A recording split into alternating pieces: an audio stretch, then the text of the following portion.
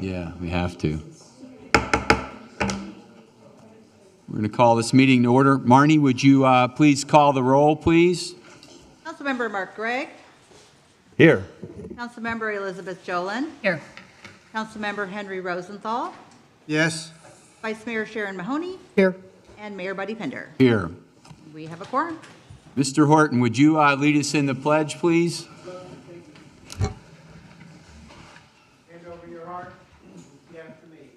I pledge allegiance To the flag of the United States of America and to the republic for which it stands, one nation, under God, indivisible, with liberty and justice for all. Okay. All right. We're going to have a quick prayer. We can get rolling here. Lord, we thank you for this awesome day that you have made. Let us rejoice and be glad in it.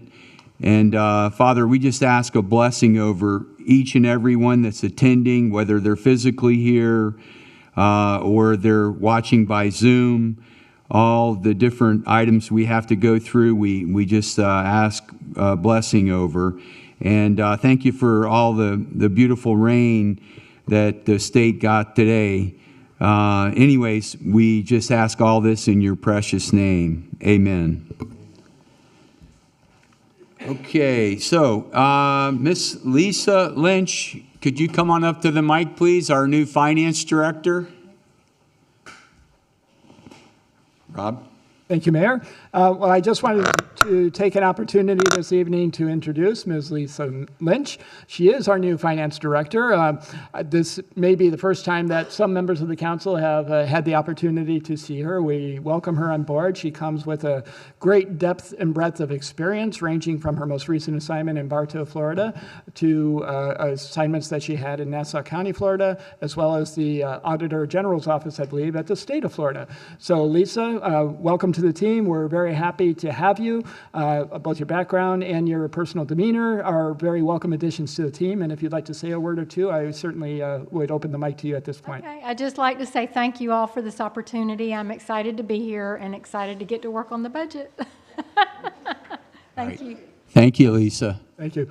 Mayor, may I add one other thing? I happen to notice that Ms. Evie Engelmeyer is in the back of the room, and I don't normally announce departures, but since she's here, she will be departing the Village of Isla Mirada for a new career opportunity after having served over 10 years in her current role and capacity. So I wanted to say thank you, Evie, for your service, and we wish you the best moving forward. Thank you, Evie. All right. Okay, so request for deletions or emergency additions? Yes, Go ahead, Mr. Mayor. I would like to ask if we can delete tab D as in dog, the village manager evaluation. Okay, I think that's something that's personal between the council and the manager, okay, does not require public input or comment. okay. Just All right. my personal view, my suggestion. Okay. How do we feel, how's the council feel about that? I'm fine with that. I wasn't clear on what the discussion was going to be about, and had requested a cover page on that, so I'm fine with that. Okay, Vice Mayor? I'm good with it because I did mine face-to-face with him, so I'm not even in here, so Yeah. I'm good with I think I did mine for 2 or 3 hours with him, so, Covered that base. yeah. Henry, you, Yes, I want to pull tab 13 and 14 from the consent to have discussion later on, please. tab 13 and 14, okay. Anybody else have anything they want to add or delete? I would like to request, I had on a mayor council communications, an item, and I just wonder if we can move it to Thursday. That is tab B. Do you guys mind? Tab B, it's under Mayor Council Communications. I have my name on this item, Discussion of a Development Review Committee. Can we put that on to Thursday? Thursday, okay. If you don't mind. Everybody okay with that? Sure. Okay, all right, so Mayor, Henry, I have one more, please. Okay, Henry, you want to pull tab 13 and 14 to discuss them? Yes. Okay, off the consent.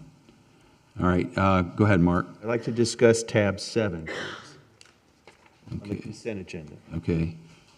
Why? What is that about, Mark? Tab 7? That's a simple one having to do with a work authorization for planting some shrubbery right outside the door here. Okay. Okay, tab 7, Mark. Okay, Henry.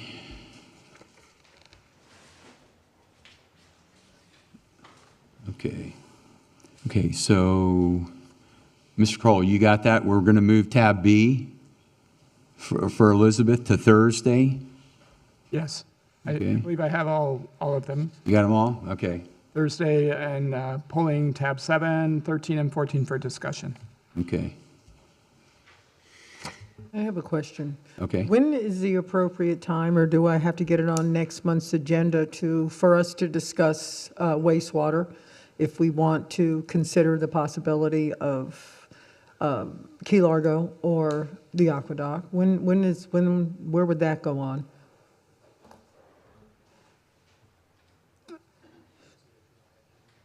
Put it on the We could agenda? put something on the July agenda to discuss, yes. Okay, thank There's you. an ongoing conversation about that, okay. Okay. All righty. All right, so if that's all, everybody's got everything? I have a question about that. Sure. Are you going to, what are you actually, are you asking for just a discussion on July for that item or a request? Are we trying to give some direction here? Mr. Cole has already been working on it about the possibility, the feasibility of us maybe going back to something that is a little more, I don't even know the right words to use, but him and I have been talking about it, and he's been working on it, so. Just if you don't mind just so we don't drag things out here, are you requesting that he come back with some options after having done some research? I think probably what I can do in July is report back as to where we're at, because, it's not a unilateral decision. It requires us to bring our partner along in a conversation about whether they're open to and willing to and what the costs might be. So I think that conversation with Key Largo Wastewater District is tied to a few different things, and we can report out in July. I would want to manage the council's expectations ever so slightly that the expectation is not that we come with, an ILA or some new agreement to facilitate that unless that conversation moves along that rapidly. At a minimum, I can commit to providing a status update that says where we're at, what kind of conversations have taken place, and where we think it's headed, or, if things move a lot faster than what I would envision, we have something a little bit more substantive on the plate, but minimally an update. Okay. All right, thank you. All right, so with that being said, Marnie, do we have anybody signed up for general public comment? I have a couple of folks signed up for items that are not on the agenda, so I will assume that they would like to speak during public comment. Okay. So that would be Roland Moore and Chuck McWhirter. Okay. Yeah, these are items that are not tabbed. It's not a tabbed item. Okay, all right, thank you. The subject of my brief comments concerns this picture, which I will pass around. Oh, God, excuse me. Damn. Take it off. A Roland Moore, Lower Matacumbe Key. I'd like to speak briefly about an urgent matter. Here, I'll give this to you. I don't know how to turn it off. This is a matter affecting Lower Matacumbe Key and Sunset and Iroquois Drive and Sea Oats Beach, where I've lived for nearly 30 years, and also near where, coincidentally, Henry Rosenthal lives. Last week, and in front of my home, and that of Charles McWhirter, who may have a few words to share himself, there were 20 or 30 boats moored on the beach with dozens of swimmers, some even playing football by the sea turtle nests. The loud music blaring from the boats was very noisy and disturbing to all of the neighbors. Last year, over Memorial Day weekend, there were upwards of 100 boats on the Gulf side polluting the water and throwing trash by the tons, which we've had to clear up. There they have placed swimming blockages to keep the beach away from a swimming area, and we want the same thing done to protect our property values and the environmental situation, which will only get worse if something is not done soon to alleviate and protect our village. Thank you very much. Thank you. Again, I can pass this picture around. You can get an idea. Okay. Marnie, who's next, please? Mr. McWhorter?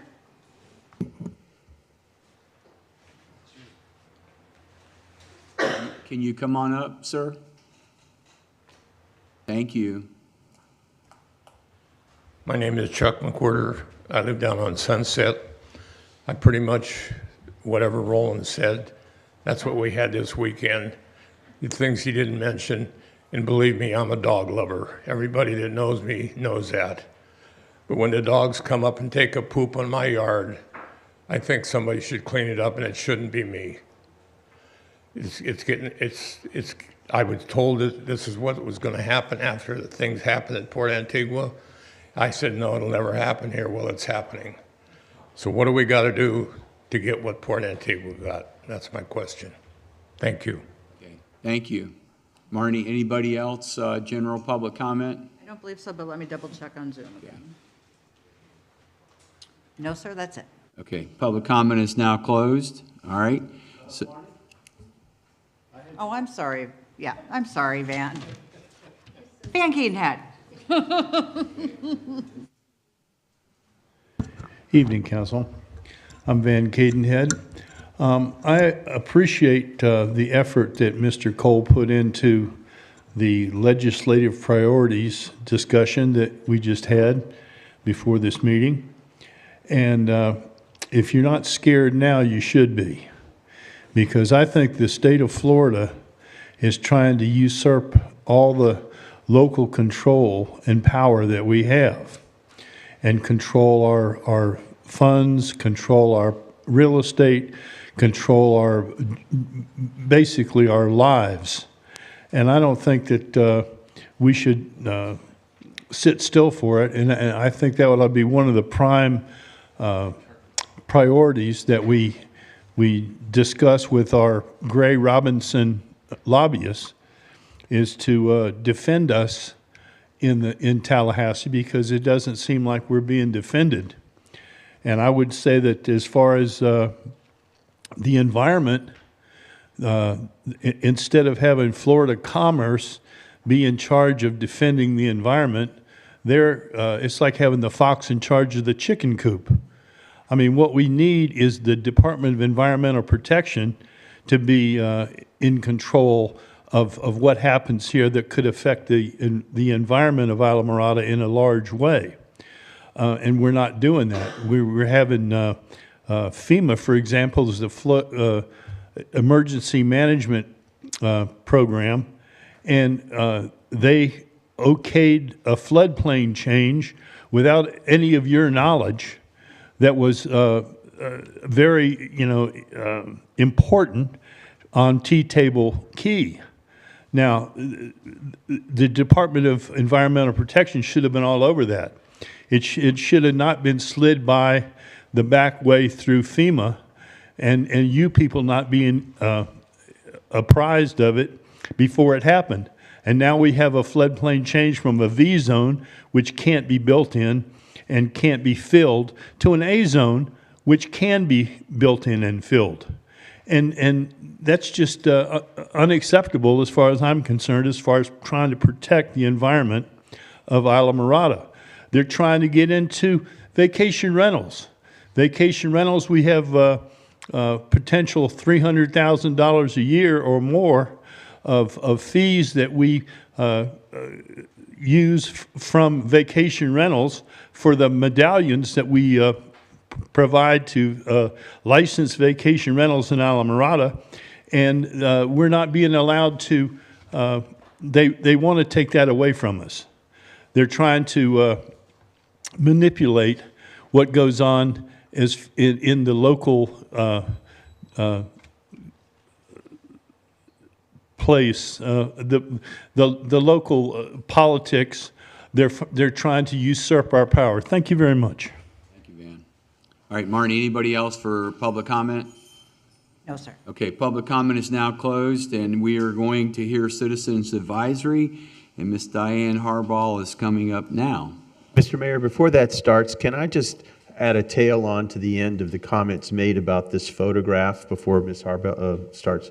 So I don't know if the rest of you feel as disturbed about this as I do, but this is the beginning of a trend, and it's been going on for some time. Each year, it seems like Miami keeps moving further south, and I didn't know that this was occurring where Mr. Moore and Mr. McWhorter live, but I don't feel comfortable sitting here and just being quiet and letting this continue to go.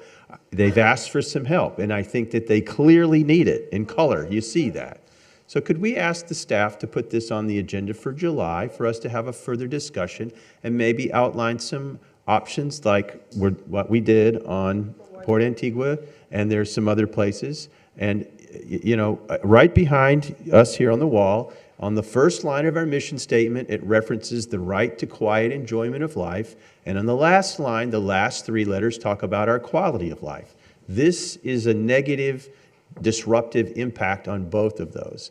I think it's our duty to do something about it. I'm not going to sit here and be quiet about it, so that's my role. And let's see if we can get something done that protects them and protects the turtles on the beach and protects, you see there's birds there that are nesting. They're trying to escape from it too. So It's just. it's out of control. Well, they're just going to move from beach to Yeah, beach right, to beach. We're right. just going to have to block everything eventually, because when we blocked them from White Marlin, this is it's a beautiful area. I've been there several times, and they're just going to move there, and then when we block that, they'll find another place. This is going to be an ongoing problem for us. Well, we can look at it from 30,000 feet 100%. and see, hey, what can we do Yeah. instead of these whack-a-mole spots that keep, these whack-a-mole Yeah. sandbar It's horrible. things that keep popping up. Let's do a village-wide thing. Mr. Cole has a suggestion, I think. Mark, also, you know, how much money did the state just spend moving all those power poles? Okay, and doing what they did, and there's actually, we're looking at some stuff right now to try to reclaim some of that dirt, keep the dirt there, and give the turtles a bigger nesting, which all of them down, I actually saw 20 turtles on Saturday, a little 5-pounder right there in Flagler on the beach.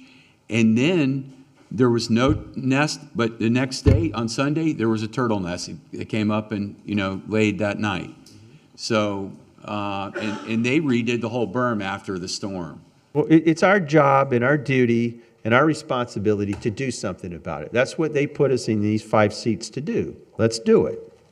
Yeah, Go ahead. you know, I love the direction that you're giving, and what I heard you say was, let's look at this village-wide.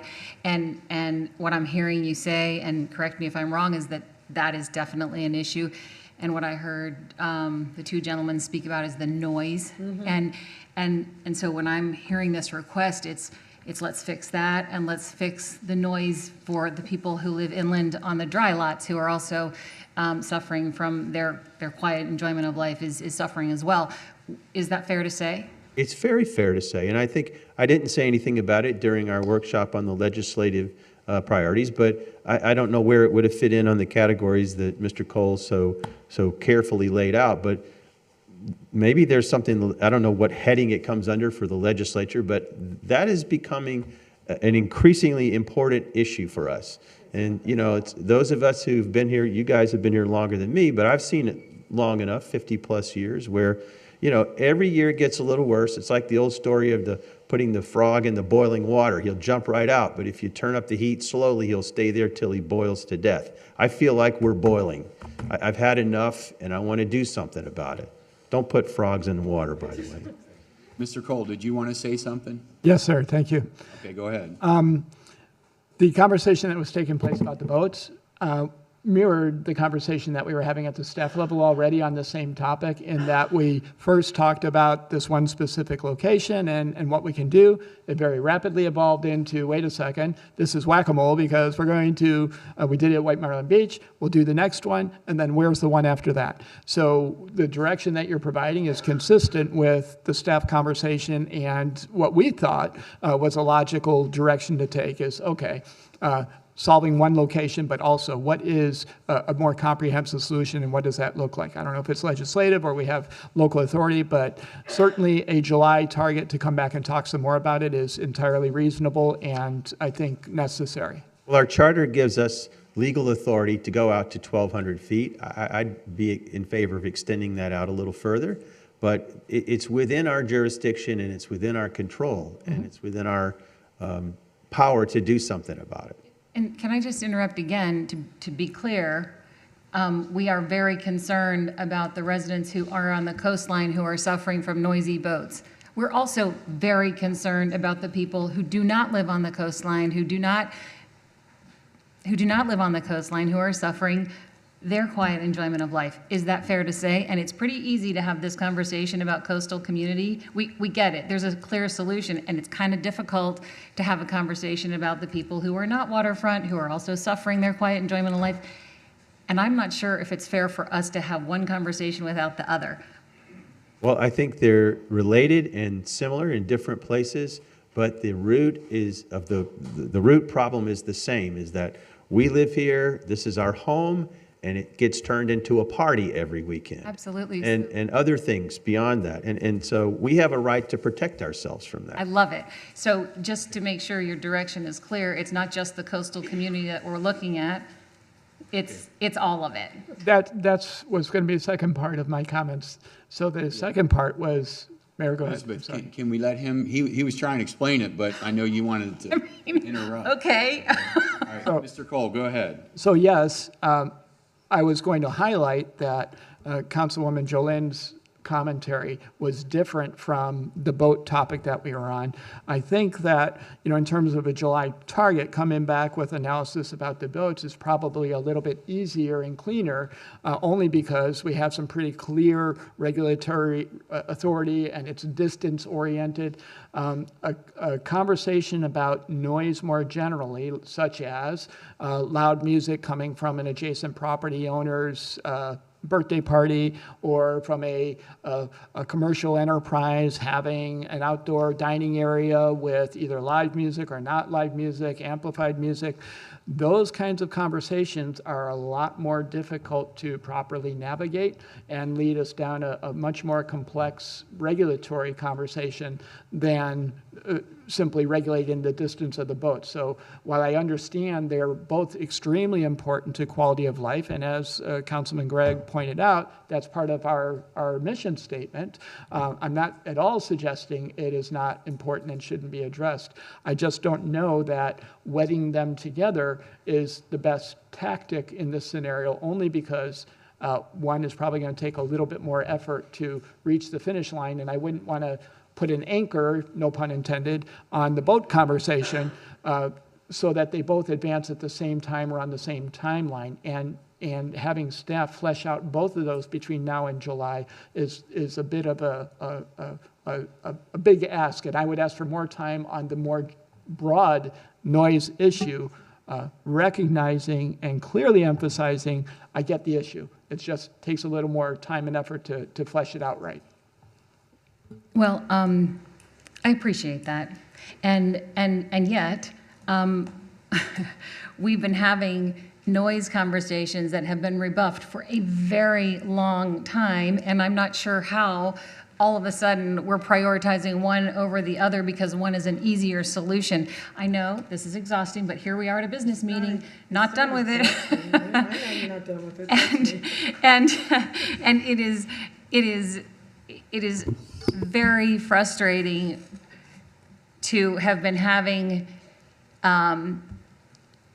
making an effort for all of the people who live inland on their non-waterfront lots and again, I appreciate your problem. We all have the problem, the entire island. And because one solution is easier than the other, what we're saying is we're going to do the easy stuff. And I don't appreciate it. And if we can't fix complicated problems, what do we need to do to make complicated problems, to find resolutions? And does that mean more people, more consultants? I don't care. But this is embarrassing that we're going to only fix the easy stuff. That's just wrong. Okay, Councilman Jolin, that is not, Councilwoman Jolin, that is not, Mr. Cole just said he would address that. I don't think he said that. I think he said this one's an easier fix because we already have standards, where the other one is going to take time. You know, we're we dancing as fast as we can. We had a noise workshop. We got good data and good information from that. I think we can pick up where we left off with that. But it's a separate kind of a nuisance. These are all nuisances. I have a boat ramp problem. We've talked about that. I think, and there may be other different kinds. And so I think these are some things that we can put a circle around in a group as a nuisance, but each one has a separate type of a solution to it because they're different types of problems. I don't think we should just drop the noise thing or the noise ordinance or whatever. I think we got a good start on it, but we're just kind of treading water now, so we can pick that up. But this is a different kind of a problem. But we can do them together. I don't think we should ignore them. I think the Sea Oats Beach thing, I mean, all the money that DEP, I mean, moving the power poles, doing everything what they did, that's a major environmental problem that after they've done all that, and they're trying to make that to where the animals will have, the wildlife will, to try to restore it back to some of what it was. Well, there was a beach when we were all teenagers there that was 100 feet out into the water. I used to park my car there and wander out on the flat and get conked. Right. This is in the 70s. The billboard. It's gone. The billboard. I parked in the on shore. I parked in the shade of the billboard. Yeah. It's gone. Yeah. Okay, Mr. Cole, you have the directions on both of them. What, Councilwoman Jolin? Okay, we will look into this and look into that as well. I think Henry wants to say. Okay, Henry, would you like to say something? Add to it. I inherited some problems in Lower Matacumby. My predecessor was Ken Davis. He did an excellent job. I took it over, and I think right now we did some things like the swim zone, 300 feet, et cetera, and moved a couple of pilings. And I think right now where I addressed it, those people are satisfied. So the main problem we have, no matter what you want, is enforcement. That's the number one problem, is enforcement.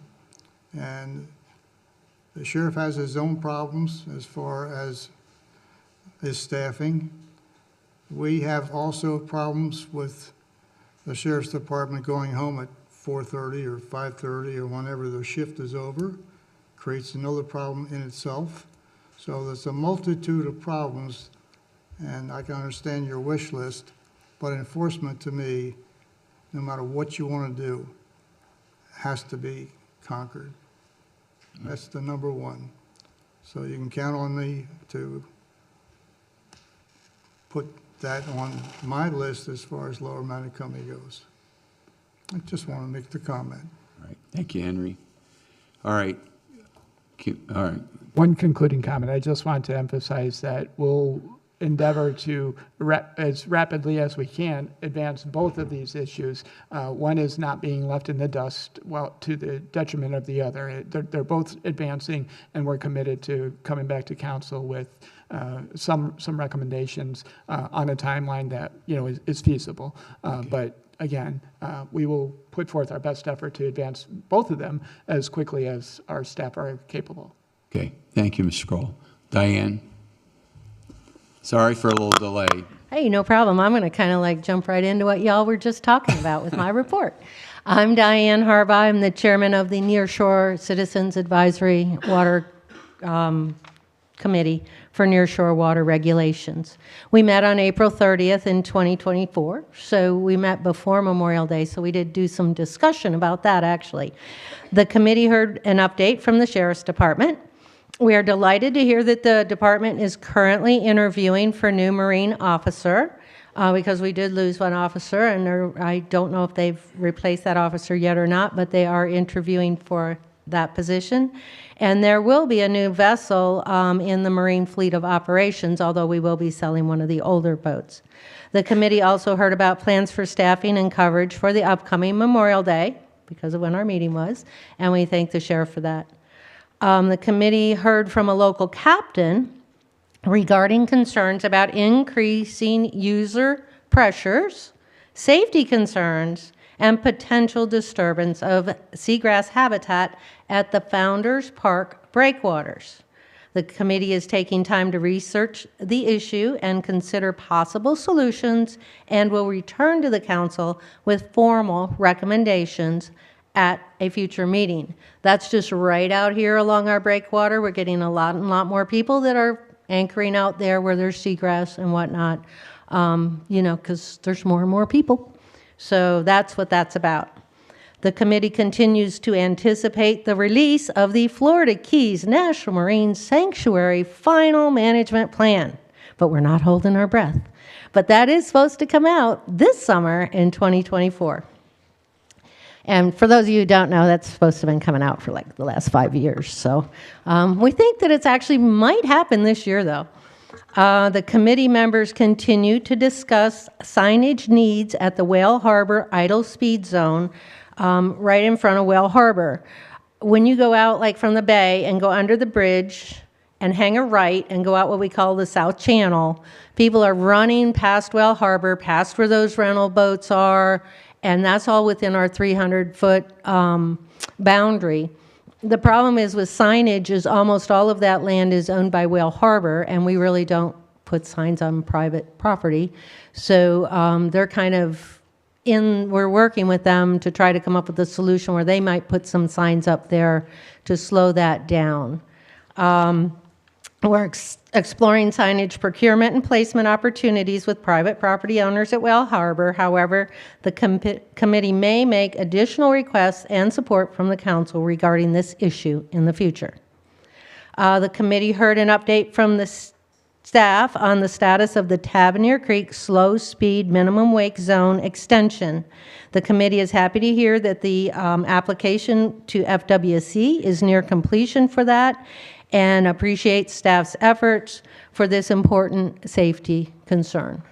So that concludes my report. Is there any questions? Council, any questions? Thank you very much, Diane. You're welcome. All I have to say is, go Panthers! I get it. Okay, Mr. Horton, Affordable Housing. Good evening, Council. For the record, I'm Don Horton. I'm the Vice Chair of your Affordable Housing Committee. At the last Affordable Housing Committee meeting, we discussed a recent decision that Council had made related to the 300 early out affordable units. It was really a surprise to the committee that our Council had set aside such a large number of allocations without any input from your committee. Although we realize we're only an advisory committee, we were never asked by this Council our opinion on how those units should be distributed. All of the members present were, well, let's say, dismayed. I presented the committee with a draft document that we reviewed and we had hoped to present to this council. That document, although needed to be reviewed by legal and by Jennifer, it was an advanced and comprehensive document that addressed how many units could be allocated and how they should be categorized and how they should be distributed. It addressed a specific criterion for reservation of rights that even included a fee schedule recommendation and steps for the reservation of rights. And it finally addressed specific and quantifiable amounts the village could use for the distribution of funding out of the mitigation fund. It even had addressed allowances for larger projects where there would be required to have low income obligations instead of just moderate income limits. It was a first for the village. We had hoped to actually, and actually voted on the document as recommended, to eventually be presented to council for further action. I'm sure you can get a copy of that report from staff if you're interested, or perhaps it's just a moot point. The committee also reviewed the most recent fact sheet and we were pleased to see that the changes that were made and possibly could help more people qualify for affordable homes and more habitat homes. We discussed the method for accessing funding out of the Affordable Housing Trust Fund, and there was a consensus on the committee to come up with a criterion to approve funding requests. So it's fair to all. And we agreed that each member would bring back 3 ideas to the committee, so we had several options to score an applicant. So look for that in the near future. The committee was looking forward to the community workshop that was scheduled for June 4th to discuss accessory dwelling units, but that was postponed for an undisclosed reason, so I hope that will be rescheduled in the near future. And lastly, we're hopeful that the compliance monitoring initiatives will be advanced and commence as soon as possible. We've long waited for the final version of the warning letter to the homeowners who are renting affordable units that may or may not comply with the reporting requirements, and to bring in proof that the income levels of the renters and that the rent rolls are following those deed restrictions in place on those units. We don't know if no one's reporting on those. But other than that, I'm here to answer any questions.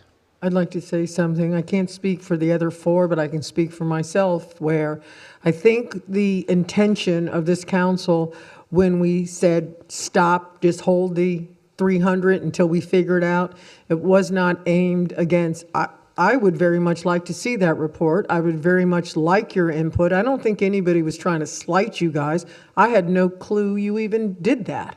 And so I think moving forward, I don't think our intention was to say we're doing this. It was just to pause so we could get something like what you guys did as feedback.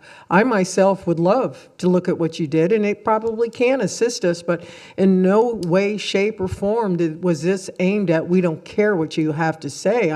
I found that a little, you know, I mean, does everybody else understand here? Stop. I appreciate that. Thank you, Councilman. Council, anybody else? That document was posted in our agenda, at least I read it. So where is it not in your agenda? I don't know. I mean, you haven't, you don't have, do you guys have a copy of these reports in your agendas? Like the one that Diane just gave? Yes. So you don't have the copy that Don was talking about? Sorry.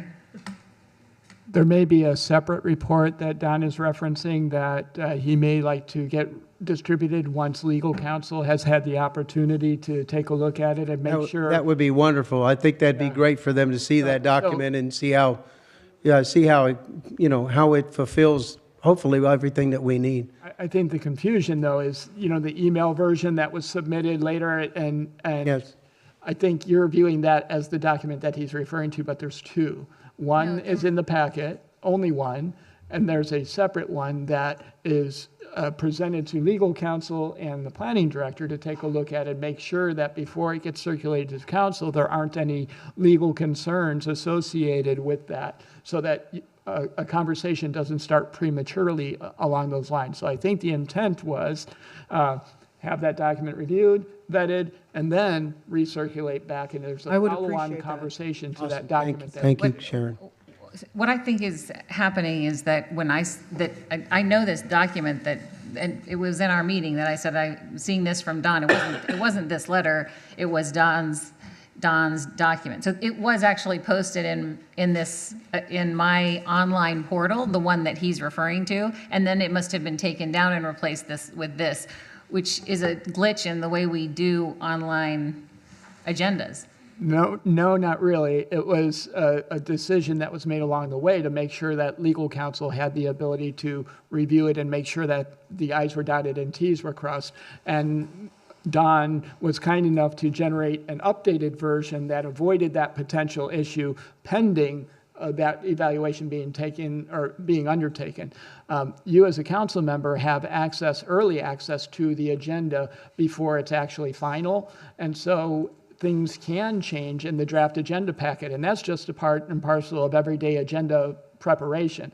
So just be cognizant that when you look in there, if something changes, it's not a flaw, there's a reason why that happens, and in this case, a pretty good reason, and it's not an oversight or a failure, it's just a draft agenda that's still working its way through the review process. So then, this is just administrative. So then at some point, really, we should, I need to know when the final agenda is posted, right?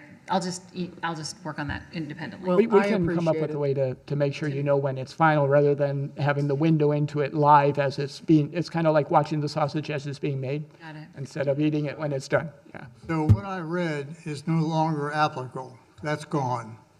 What I read originally in here is no longer there. I don't know what you read originally, Councilman Rosenthal, but if it looks like an email, then Well, the clerk. that's part of the current The clerk came agenda by packet. and put some stuff in and took some stuff out. I assume one of the things she took out was what I was just mentioning. That is I correct. don't have it. Is that correct? That is correct. That is correct. So I no longer have what I had originally. Correct, because you guys get a draft agenda before the agenda is final. And that's intended to help you wade through a lot of material that you need to have access to prior to the council meeting. So when something changes, as the agenda moves from draft to final, if you already have a printed copy, we just pull the one version and submit the other one. Point taken, thank you. And Mr. Cole, you explained that to me personally a week ago before I got this book. But I mean, now I didn't have a briefing in person. We did it on the phone Correct. for time's sake. Well, regardless, thank you, and we Yeah. look forward to seeing it. And again, I don't think anybody meant to slight anybody. We were just trying to put the brakes on so we could do something, you could do something like this. As we understood it, and maybe it was just a stopgap, that the council had approved and voted on a certain number that were going to be up for allocations and a certain number that were set-asides. And maybe we misunderstood that from that council meeting. But anyway, take a look at the document. We are hopeful that Thank you. that once John takes a look at it and he's comfortable with it, that maybe we can advance that forward.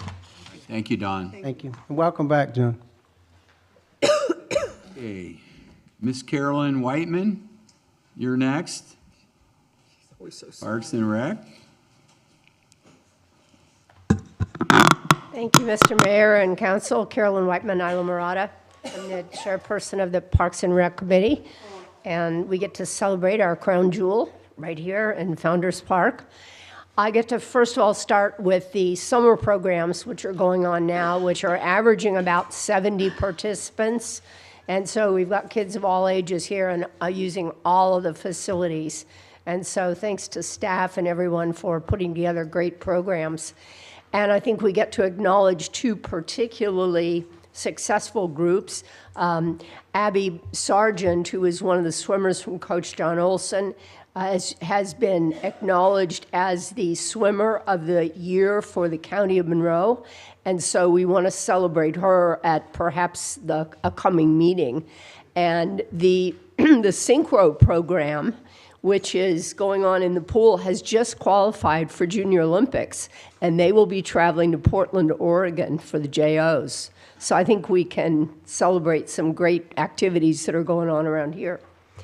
The committee met on the 16th of May, and so this is a report from there. I'd like to start with just a reminder of some of the capital projects which have been reported that are going on around here.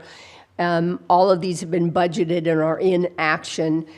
Solar lighting fixtures are in the process of being replaced. The splash pad surface replacement.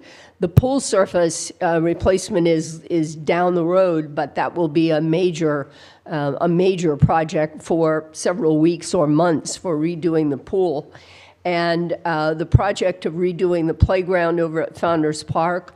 And then I think one of the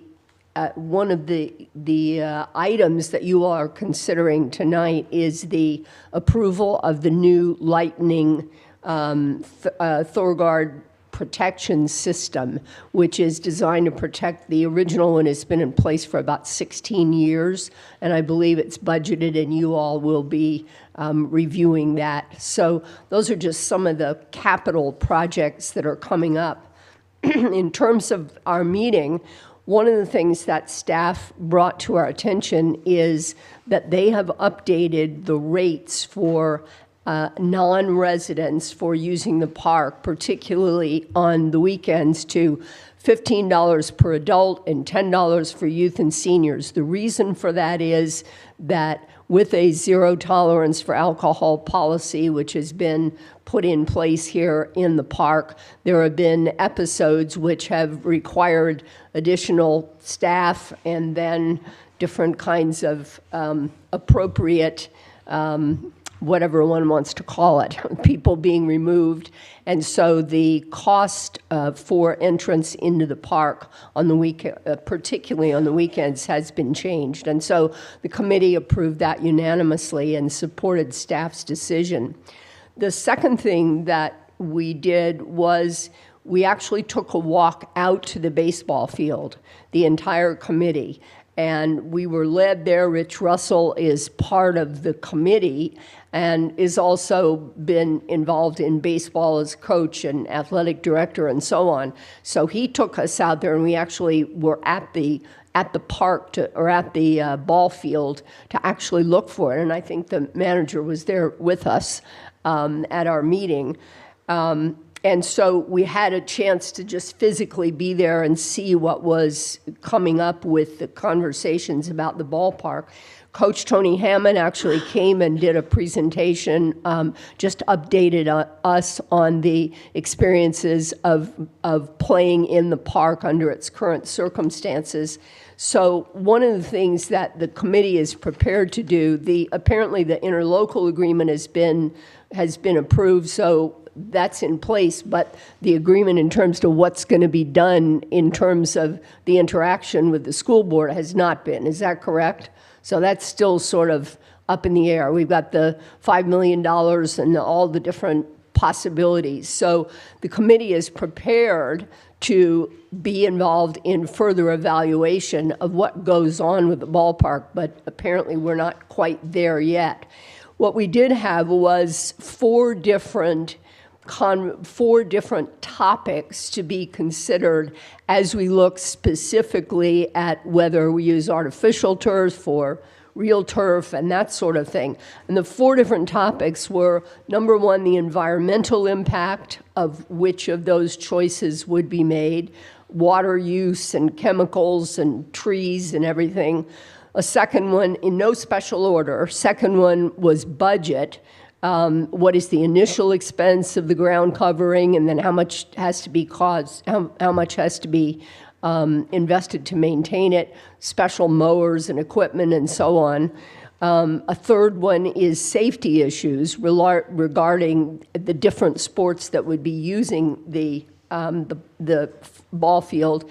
And the fourth consideration is the shared use, the multi-use, different kinds of sports, the transition times, and so on. So these are all issues that will, I believe, be discussed in projects and in community workshops when this agreement comes a little further along. The committee members are prepared to be involved in that. And then the last part is that we had a conversation. You know what? I think that's an alarm on my phone. Somebody take my phone.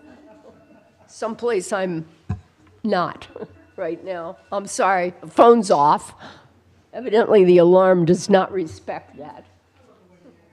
Thank you very much.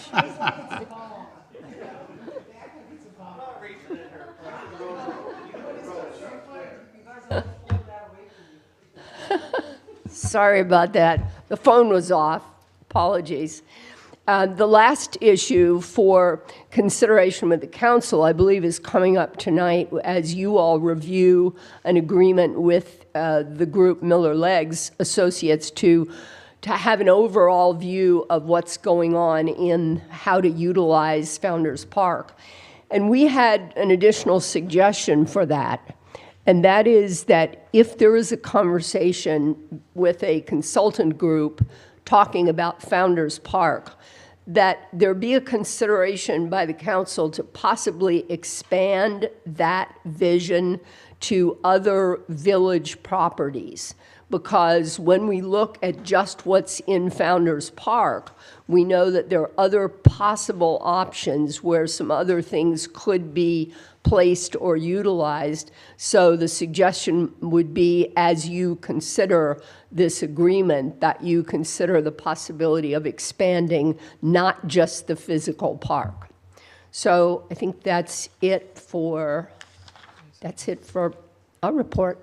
I have something that I would be very interested when you just said that, to see what your other possible expansions thoughts would be from you guys. Well, and I don't think it was our position to talk about that, but when we think about what are the properties that the village owns that might conceivably be utilized for things that are currently in Founder's Park. I think that's great. I'd love to see suggestions from you guys. I don't know about everybody else, how they feel, but I would. Well, and the question is, I think that the agreement that you all are looking at, if I'm correct, is there's the consultants talking about Founder's Park, which is obviously the primo consideration. But as we look at that, there may be things that are in Founder's Park that could actually conceivably be utilized in other village properties. So that was a suggestion that we consider expanding that, whatever it is it's called, that you guys will be considering. Councilman else have any questions for Carolyn? Good report. Yeah. Carolyn, thank you for your dedication for all the years, and you guys have a very good team. And We do have a good team. Thank you very much. all right, thank you. Thanks to my alarm with apologies. And not only that, I see her and Eddie all the time bike riding, and more bike riding than walking. But I mean, I'm up on the old road by the school walking, and here comes Eddie going south, or I see Carolyn. Yeah. So thank you. Okay, so we're going to move on to Mayor Council Communications and tab A. Guys, do you have any preference here? I see Elizabeth, you want to serve on anything but HPC. Henry wants to serve on the HPC. All right. And Mark would like to serve on the LPA, LAA, the Land Acquisition Committee, and the Workforce Affordable Housing. It says or. Okay. Or? Where does it say or? Right before the word workforce. Okay. Right before workforce. It doesn't say it in my book, but okay. All right. Do we even have a Land Acquisition Advisory Committee right now? We have one. We have one right now? It's I thought it was inactive, sunsetted. We did not officially sunset Okay. it. Yeah. I don't think they were applied, or anybody applied for when we put out the request for applications. Well, I will have to get a report here. I don't really know the status. Yeah. And Well, I think we have tab C is on that topic, just as a That's reminder for what, everyone. okay, so, okay. All right. Okay. So Vice Mayor, you mentioned to me, If Henry wants HPC, let him have it. I don't care. Okay. Doesn't matter to me. So whatever's left, all right. whatever Okay. you don't take. So, do you guys want to do this right now? Yes. Okay, all right. So Henry, I'm putting you down then for HPC, Thank you. okay? Okay, Mark, which is your preference out of those three? Since you said or. Well, let's see what everybody else wants to do. I have done two of the three already. I'm familiar with it, but I'm not going to be here in the fall, so it may be that some of you who expect I'd like to be on the workforce housing, Okay, good. okay? So that leaves the other two for me. I'll do either one or both if no one else wants to do it. Okay, I'll do Parks and Rec. Okay. And if no one wants Youth Council, I'll do that. Youth Council too? Okay, I was going to ask you if you would do Youth Council. I've been there, I've met with them, it's really cool. I've been to it too, it's nice. Okay, so Elizabeth, you're going to do the Youth Council. Okay, and Parks and Rec. What's left?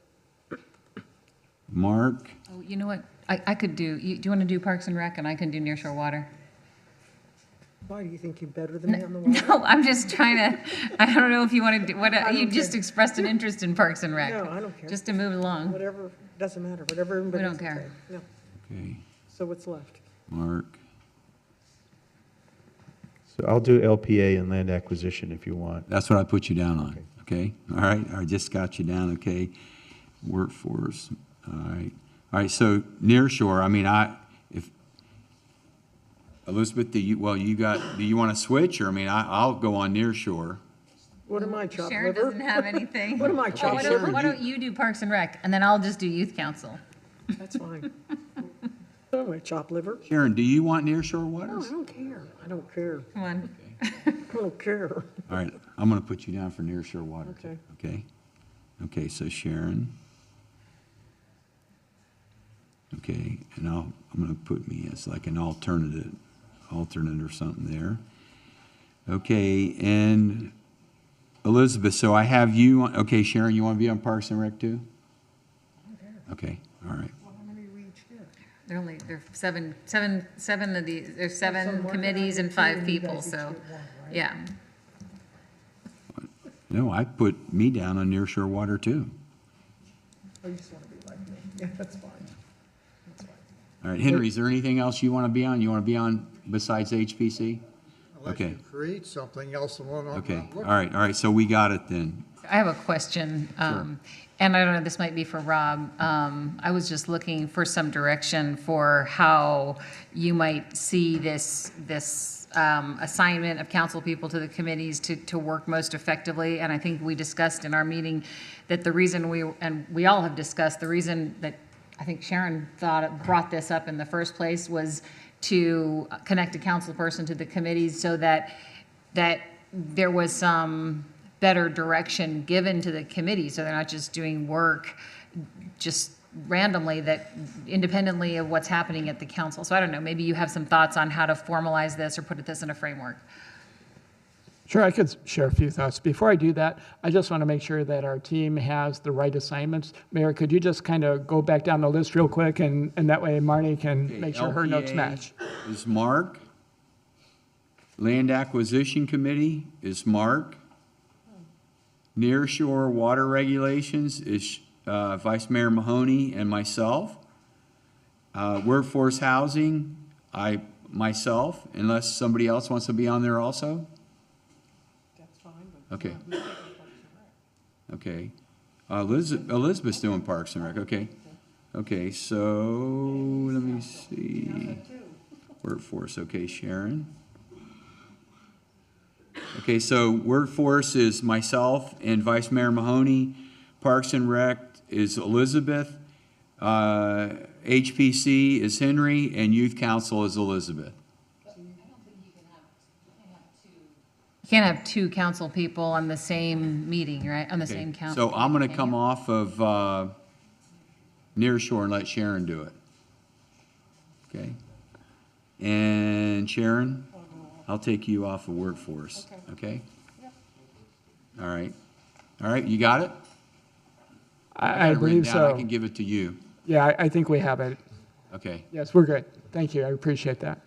All right. Now, in terms of structure, the way I've seen committees and councils get organized with liaisons in the past, and I offer this up as a potential alternative for us to adopt here, is really the council member serves as liaison and consultatory to the chair. So the point of contact between the committee and the village council would be the council liaison as the pivot point to the extent that they need information, resources, guidance, what have you. The chair would reach out to the council member, ask that question, and she or he would respond back and apprise the rest of the council, if necessary, about what's happening with that particular committee. On a more routine basis, typically annually, you might have a system set up where each individual committee presents a work plan for the upcoming year. And you might do that as budget, you might do it in January, but in any case, you set the cadence, and it's usually about once a year, and you invite the committee members the chair to come up and relate what they would like to work on for the year, and they work through that in combination with their council liaison. They come to the committee meeting for the year where you go over the work assignments. The chair presents not only on what they're planning on doing for the upcoming year, but also gives an afterwash or a hot wash of what happened the prior year. Here's what we accomplished the last year. You guys gave us assignment A, B, and C. We finished A and B. C is still in the works, and we propose to carry that over to the new one. Oh, and by the way, we have 2 other initiatives we'd like to work on. What that does is it helps, one, to provide our committee members with the opportunity to have FaceTime with council, to celebrate their accomplishments, and to validate that particular initiatives that they are interested in working on have council support and interest, because sometimes there's a timing issue. We may say, that's a great idea, but this isn't the cycle for that. Let's hold off. Here's a burning issue we'd really like you to work on. But it helps to clarify work assignments and help track them over time, and make sure that the committee members feel that their time is being valued and organized such that they have strategic objectives that are established each year and endorsed by council as things that we want them to work on and would add value to your decision-making processes. Okay. Mr. Quick? Just a reminder, under your code, it also has that the council liaison provides periodic updates to the council related to their appointed board. So, similar to what we do now with the committee reports, council liaisons will provide periodic reports for their committees. Okay. All right. I have a question. Can you clarify if it's required, not required, appropriate, inappropriate for the council member to attend the committee meeting in person? Well, I think a best practice may depend on the committee, but in general, we want those committees to function independently and feel free to have conversations without the encumbrance of their elected officials sitting in the room. Thank you. So in general, you probably don't want or need to attend each committee's meeting. Sometimes they may invite you and want you to come, but in general, that's not the expectation, and it probably isn't the best practice to, again, ensure vibrant, healthy conversations outside of the direct surveillance of the liaison. That liaison, again, is a resource, helps to talk about the annual work plan, keep that work plan on track, and help them overcome obstacles when they encounter them. They come across a particular issue. Mayor Pinder, here's what we're seeing, and we're not quite sure how we want to attack this. Can you give us some guidance or suggestion? And the mayor would do that and then report back to the rest of the council, if necessary, what transpired and how that tact the committee's taking is changing. But quick answer to your question, no, I don't recommend that the council member attend each of those meetings for all of those reasons cited. I just wanted everyone to have a common understanding of that point. Thank you. Elizabeth? So I appreciate that question. So we're not attending the meetings, but can we talk for a second about this idea of a yearly work plan? Because the whole reason, what we hear a lot are, and I've definitely spent my time on committees where you feel like, wow, this is a big waste of time, where there's no like, you're doing work and no one cares. So I think the reason we were having these conversations is to kind of solidify this framework. So can we somehow make that a little more formal, this idea that we create a work plan, or the committee creates a work plan and I don't know, in some certain month, and then, we formalize this or ask staff to come back with some formalized framework so that we make this worth everybody's time. Okay. Mr. Cole? Yeah, I think that's necessary and appropriate. What I would suggest is sometime after budget adoption, because you know what kind of major projects and strategies you're working on and committing resources to, and to the extent that we can align committee activities and efforts with advancing some of the things that we talk about in the budget, all the better. So what I would suggest generally is sometime in the first quarter after budget adoption, as you head into December holidays, that's usually not a good time. So maybe January-ish would probably be a very good time. And then you just get in the cadence of doing it every January, and the committee members are accustomed to preparing their work plans, discussing with their liaison, coming to present, getting the blessing of full council, and going full steam ahead. Okay. Are we good with that? Giving that, yes, is that Sharon? Yeah, cool, okay. Okay. All right. So so we're going to move on to tab B. And that's, well, we're not going to do tab B tonight. It's moved till Thursday. Elizabeth, you asked to move that to Thursday. And now we're moving on to C. Mark? Thank you, Mr. Mayor. So this relates to the Land Acquisition Advisory Committee and an action plan that we're supposed to have. If you look at this tab of the materials, if you just go to the very last page, and you will see policy 1-3.1.2. That comes from our comprehensive land use plan. And it says the village shall maintain an action plan developed by the Land Acquisition Advisory Committee in conjunction with the staff. Note the word shall. That means we have to have this. We don't have this, and the one that's included in your materials is a draft from 2001. That's when I was on the council, when I was skinny and had a lot of hair. So that was a long time ago. So I just wonder why it is we don't have one now. I have my own thoughts about that, but I won't share them here tonight. However, I think the first thing we should consider or learn about is the status of the Land Acquisition Advisory Committee. So I might ask our manager, Mr. Cole, to give us a little more detail on that after the mayor asks him a very important commercial question. So, Councilman Gregg, I'd like to invite Peter Frezza up to the mic to kind of provide some additional background and history on that. Perfect, thank you. Sure.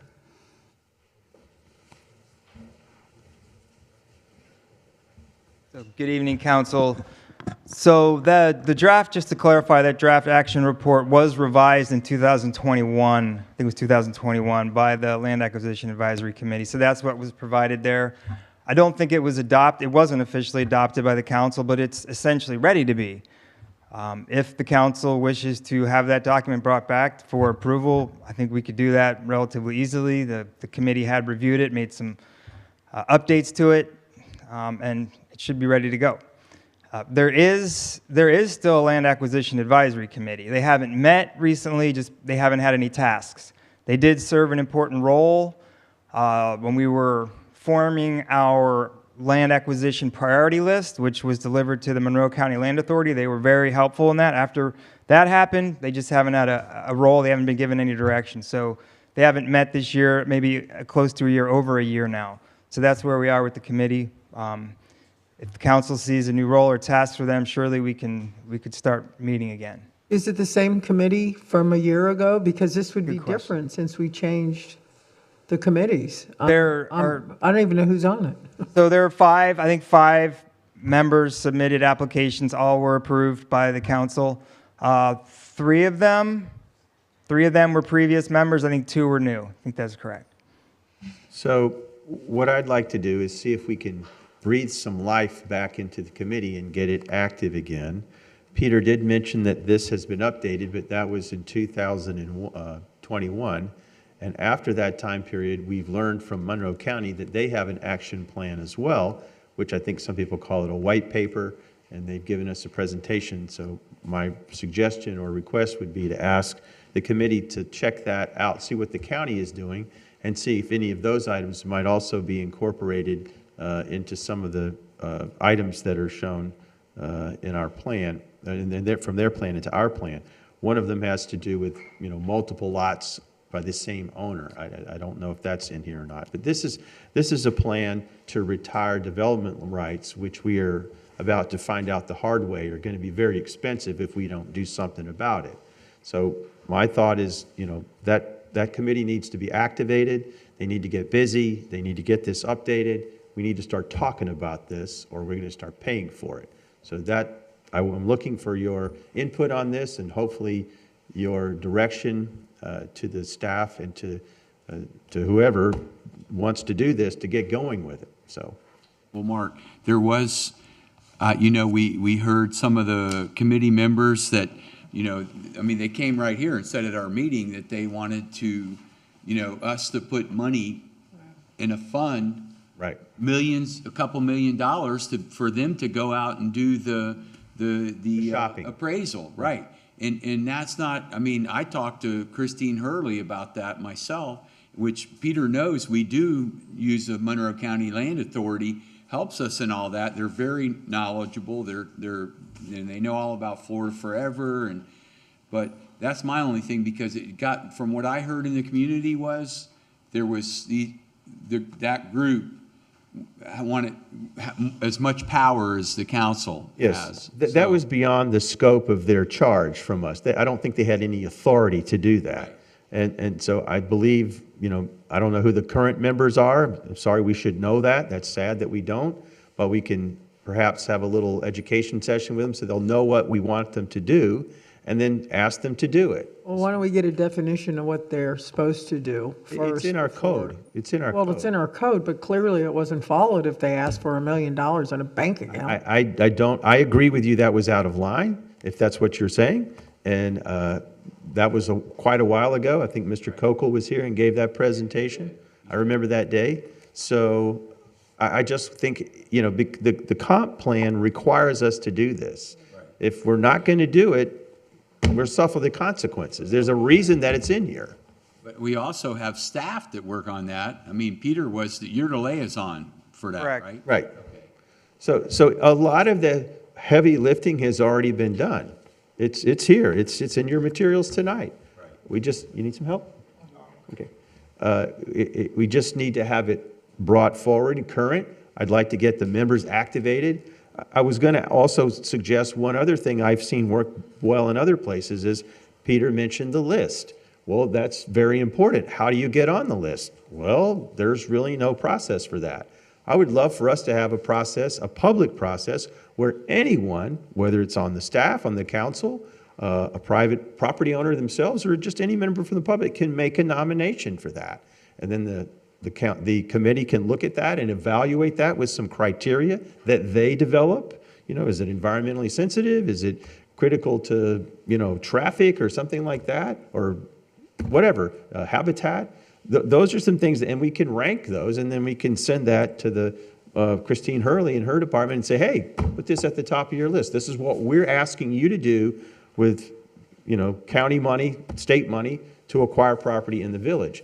I don't think it's a good idea for us to wait for them to come to us and say, hey, what do you want us to do? We should have a shopping list ready to go at all times. And we may be getting there may be some properties that we could see some liability for, and that could be another criteria that to move that for. So, Elizabeth? Yes. Well, this is a very exciting conversation. What I'm hearing here is having this conversation through a committee, and yet the value and the importance of retiring development rights, especially with our conservation property, is such a big deal. And there's so much opportunity here for, on multiple levels. Is there a way, how do you feel about thinking about this as staff direction? And I wonder if Peter could maybe comment on that, whether, here, the options here for financing acquisition are perhaps beyond, a volunteer committee, all due respect, but it's not their full-time job. And this is a pretty big deal. This is work that we should have done 20 years ago. 20 years ago. And so I wonder if we can raise this level of priority on this issue to staff. I'd like to raise it to the top of the list. It says we shall. If we don't, we're breaking the law. We need to get this going. The kind of analysis that it would take to review, if I'm looking at the right document here, are you looking at the thing from 2001? Yes, I'm familiar with it. It kills me that that now it's 2024 and we're just revisiting this. But analysis of this document to see what's most feasible, on all levels is, I think, a professional. That should be done by a professional, whether it's Peter or someone else who could say, yes, it makes sense to set aside funds or create a tax, an ad valorem tax, and if we do that, this is a projection of what we can acquire. Because if we're relying on Christine Hurley and the Florida Forever funds, that is that's no plan. I mean, it's a good plan, it's lovely, but They're again, lovely, but they're that's, lovely, but that's just waiting for maybe they'll think of us, I don't know, who knows. So how do you feel about expediting, this to a staff level? Or a consultant level, or? well, I have to interject that I think the hardest part of this, most of it, has already been done at the county level. If you, yeah, if we, and I think because we're working with the Monroe County Land Authority, we should consider tailoring our plan to be similar to theirs because they have the same objective, get to retire rights. So this is something formal we're required to do, and I just want us to get going with it. So that's a project for Pete, because for example, here are some incentives, like there are 12 incentives, and who's deciding which incentives to actually put in place? Like, for example, establish a community land trust, encourage donation, create an endowment. I mean, that's staff, right? Who's going to say, this is how we should prioritize these incentives. This is how, there are 10 items for financing outright acquisition. That's a staff thing, right? They put it together and I think should present it to the council for review and approval, and then it becomes official. It's adopted by a resolution. In fact, there's a resolution from 1999 that says we're supposed to do this. We haven't done it. Even with, I guess my concern is, so we make the resolution, great, and then, okay, let's do that. Let's do it. All right. How do we make that, how do we make it? Mr. Cole, did you have something else you wanted to say? Well, I think staff are kind of waiting to see where the dust settles with respect to the Land Acquisition Committee before we start talking about what we can do and when. If council's direction is to reactivate the Land Acquisition Committee, we have a council liaison who's going to work with them on a work plan, try to take a look at what's there in the existing draft report and how to move it forward on a real basis, not have the 2011 report sit there for 13 years or how many ever years, but instead to have a real actionable work plan to do the things that we're supposed to be doing. It may well be. It's a combination of staff. There's some committee work that can be done there. I would also say that this issue is embedded in the multiple LDR questions that our planning staff is being asked to work on, so we have to figure out how that dovetails together. So there's a conversation that needs to take place, and it begins with, is this purely staff, or is it the committee, and you guys still want the committee to exist, and kind of bring them into that process and give them tasks and assignments that they can complete in parallel to whatever work staff is doing. So first question, LAAC, role or no role. Then if it's all staff, because there's a lot of professional viewpoints, perspectives of work that we may end up doing anyway for the committee, then we have to figure out how it dovetails with planning, and I'd have to have an offline conversation just to make sure that when we're making commitments, we can uphold them and get them done in a manner that's consistent with council's expectations. I just want to emphasize, this is not an optional thing. It is a mandatory thing.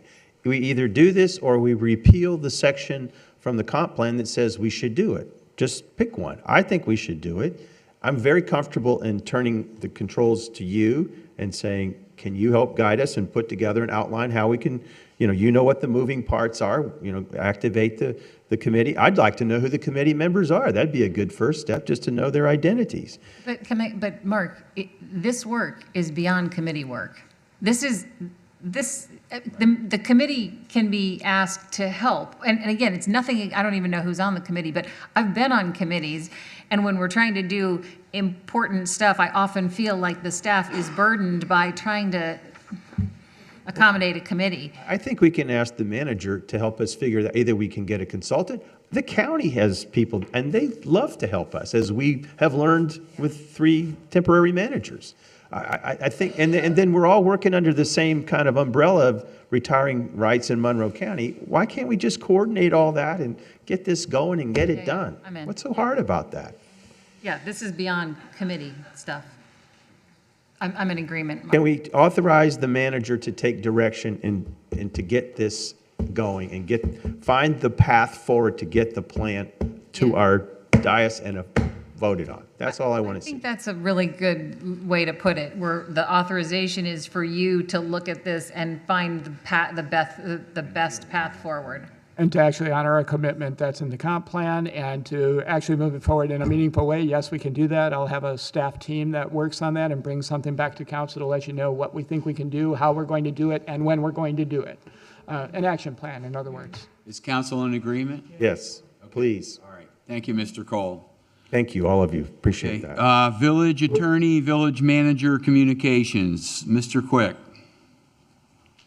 Nothing for me. It's actually Rob's Okay. item is tab 4.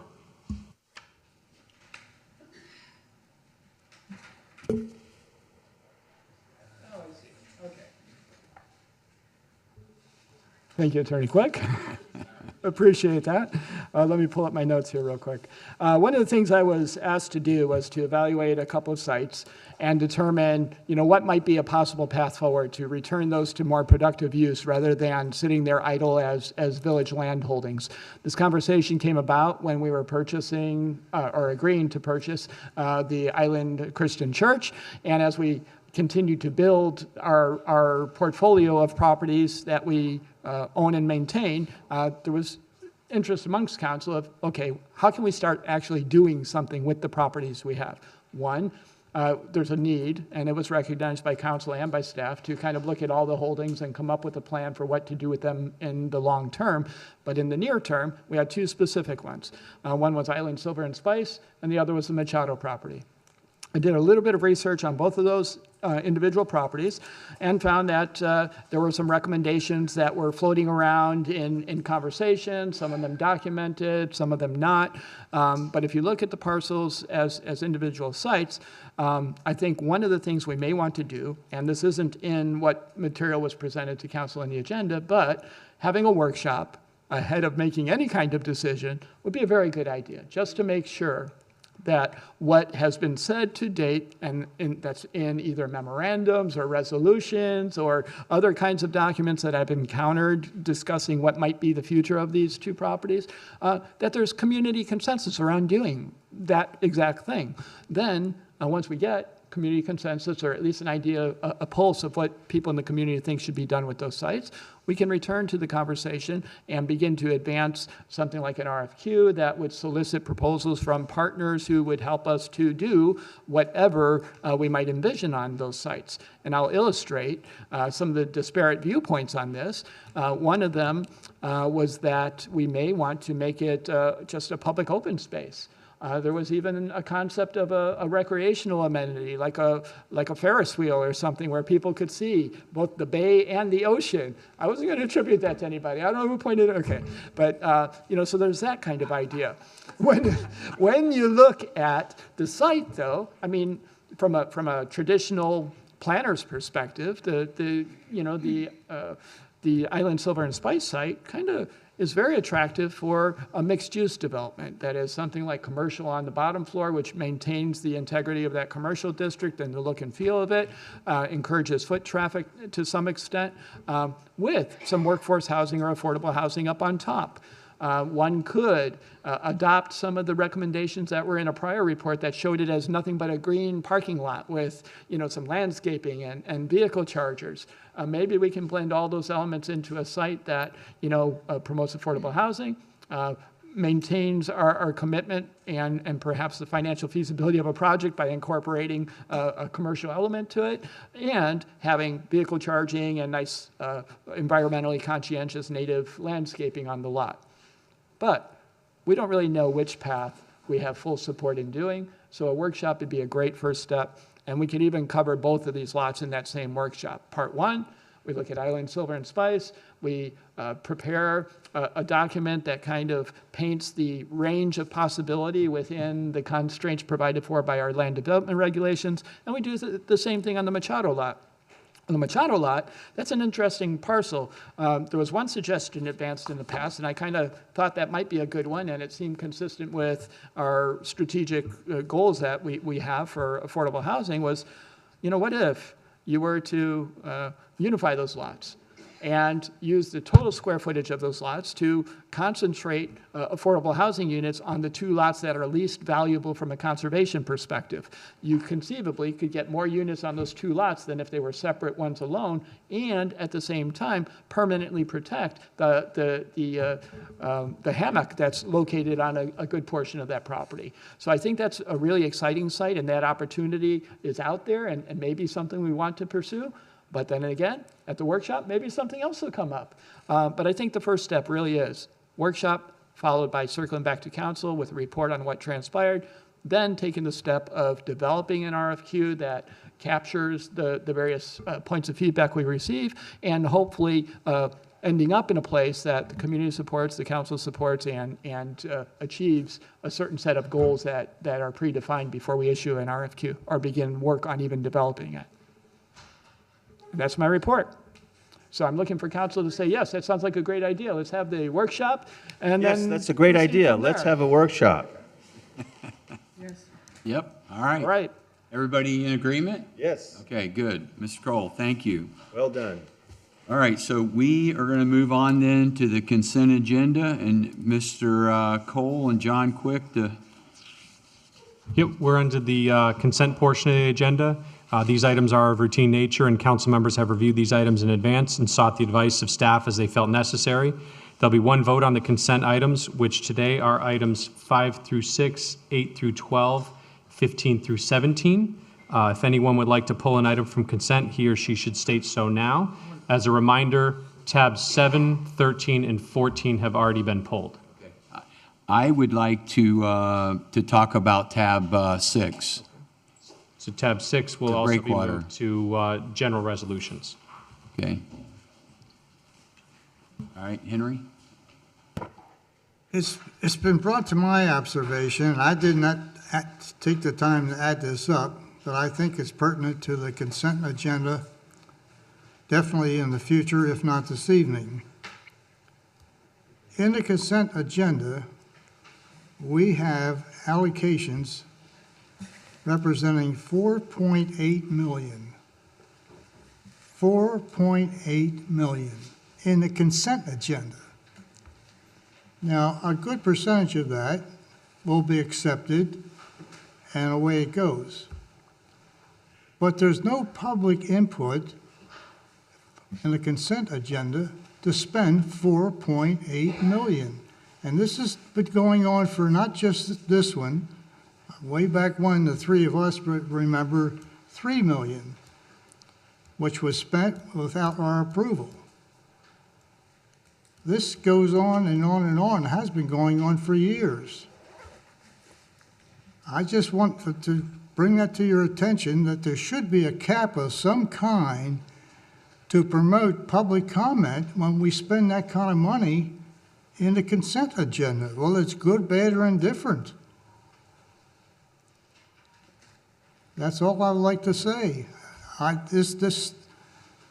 There has to be some kind of control over the money that we spent and not placed in the consent agenda after a certain number, which would promote public comment. So I'm just making that evaluation. It was brought to my attention. I did not add up the numbers. But once it was brought to my attention, I just feel that's something we should really pay attention to. So that's all I'd like to say. Thank you, Henry. Mr. Cole? Thank you, Mayor. I just want to highlight that, the reason for a consent agenda in part is to make your meetings as efficient as possible and allow council to devote time and energy in terms of educating the public and public engagement on those types of items that really have elements to them that require deliberation and feedback. They're a little bit more complex and challenging. So to give you time to do those, you end up with some of the more, what staff would generally characterize as routine action items embedded in consent. But that having been said, I'll say one other thing first. When you adopt the annual budget, the things you're seeing in consent are part of that budget and authorized by council as expenditures. So if there's something in consent that was not budgeted, I agree with Councilman Rosenthal. We should probably consider not having that on consent because we need to explain why it wasn't originally budgeted, but now it's being added.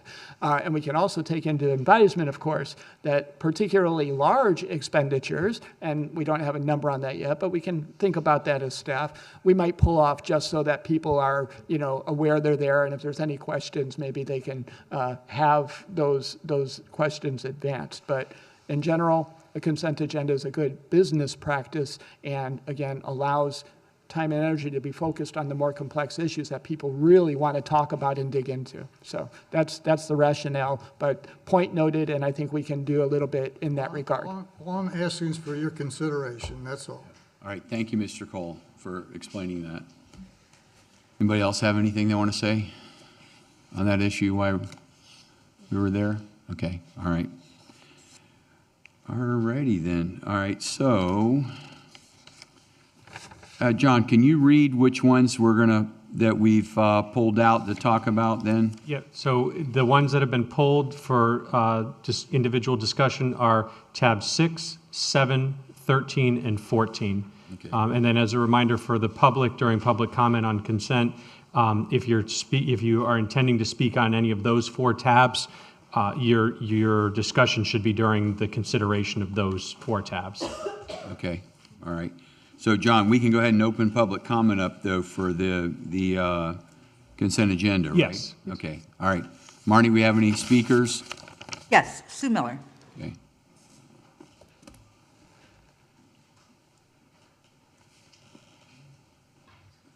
Sue Miller, Lower Matacumbe. I agree completely with the idea that $4.8 million to be approved in the consent agenda is too much. And I have a comment about if it's already in the budget, then we don't really need to discuss it again. At budget time, we always are told, don't worry about it, it's in the budget, but you're going to have to approve it again. So at some point, we have to talk about it. What I would like to ask about in the consent agenda is item number 5. I'd like to know how you amend minutes from December that have already been approved by the council. And under what circumstance would you amend minutes that were already approved? Thank you. Thank you, Sue. Marnie, anybody else? No, sir. Okay, public comment is now closed.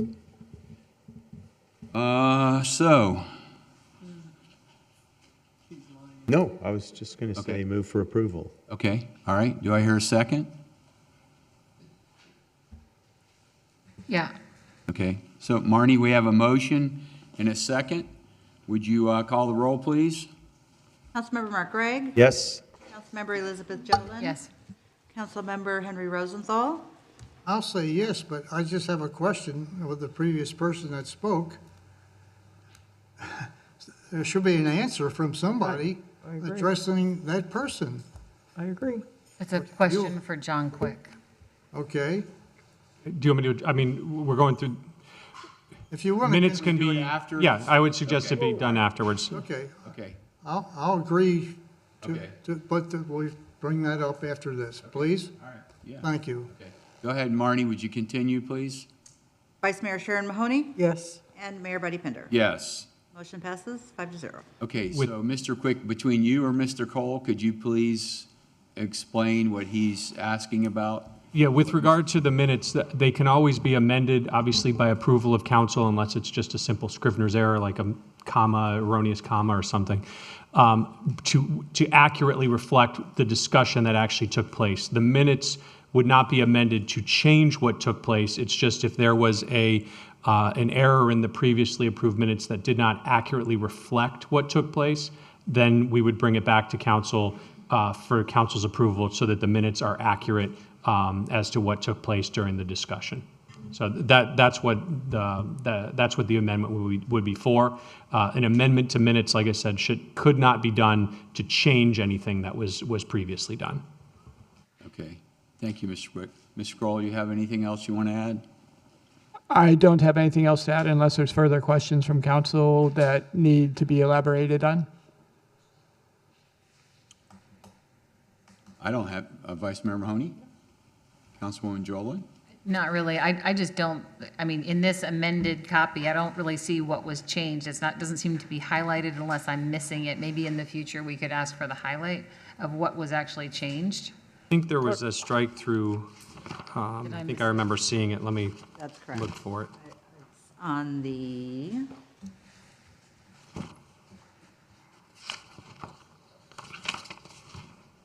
Well, I don't know what it pertains to, but if there's a question out there, I'd like to satisfy at least the procedure. If this lady has a problem, does she contact one of us to forward that problem and hopefully get an answer? Or, Let me understand the question. If someone has a problem with the minutes, the clerk McGrath can be notified, hey, wait a second, there's a problem with the minutes. And then if it's a Scribner's error, that might be something staff can do. But if it's something more substantial, according to Attorney Quick, it would have to come back to council as amended minutes.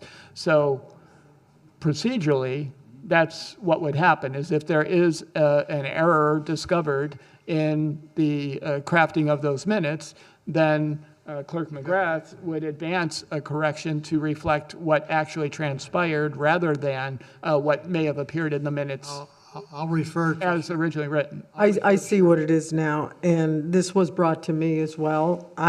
It's about the Form 6, correct? And whether or not we agreed that it would be just for the elected people or anybody who is running. And I don't remember saying it'd be for anybody who's running. That's just me. But did we talk about that? And how was it? It was What raised. happened? Marnie and I both rewatched it. It was raised, and there was a discussion of it, but the ultimate direction that we saw was it was just for sitting members of the council, and then the Form 6 was going to apply to the manager at that point too. So it was the existing village, I guess we'll call it. So the sitting members of the council and any staff. okay, that's fine. And we know Form 6 is somewhat on hold. Yeah, I sent an email to you all about that, and I can address that if you'd like right now. As long as we're done with this discussion, I can get into that. And All right, are we done with it right now? Okay, go ahead, Mr. Quick. yeah, I don't know if you all had a chance to look, but I had sent an email around yesterday. There was a temporary injunction that was entered in a lawsuit that was brought by various elected officials around the state, as well as various municipal entities, challenging the Form 6 requirements. There was a preliminary injunction entered by the judge staying or preventing the enforcement by the Ethics Commission of that Form 6 requirement. So in effect, that law is not, while the injunction is in place, that law is not, cannot be enforced. So my recommendation to you, and also I conferred with Mark Herron to make sure he agreed, since he's on retainer by the village, and he does, is that that anyone who would have been required to file a Form 6 now file a Form 1, so that you get that filed. That is the less intrusive of the two, and that's basically because this law it's being treated as not being on the books during the injunction, which means the Form 1 requirement is on the books. Wait a second. I finished Form 6 and now it's no good?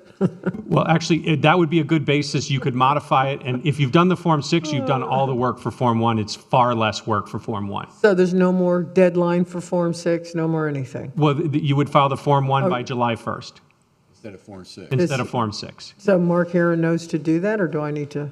Mark does. I mean, I would reach out to him if you've been working with him, but he does know. And then he and I have both been in contact with the Commission on Ethics as well, because the online form, their online setup right now does not allow elected officials to choose the Form 1 option. So they're working with their IT.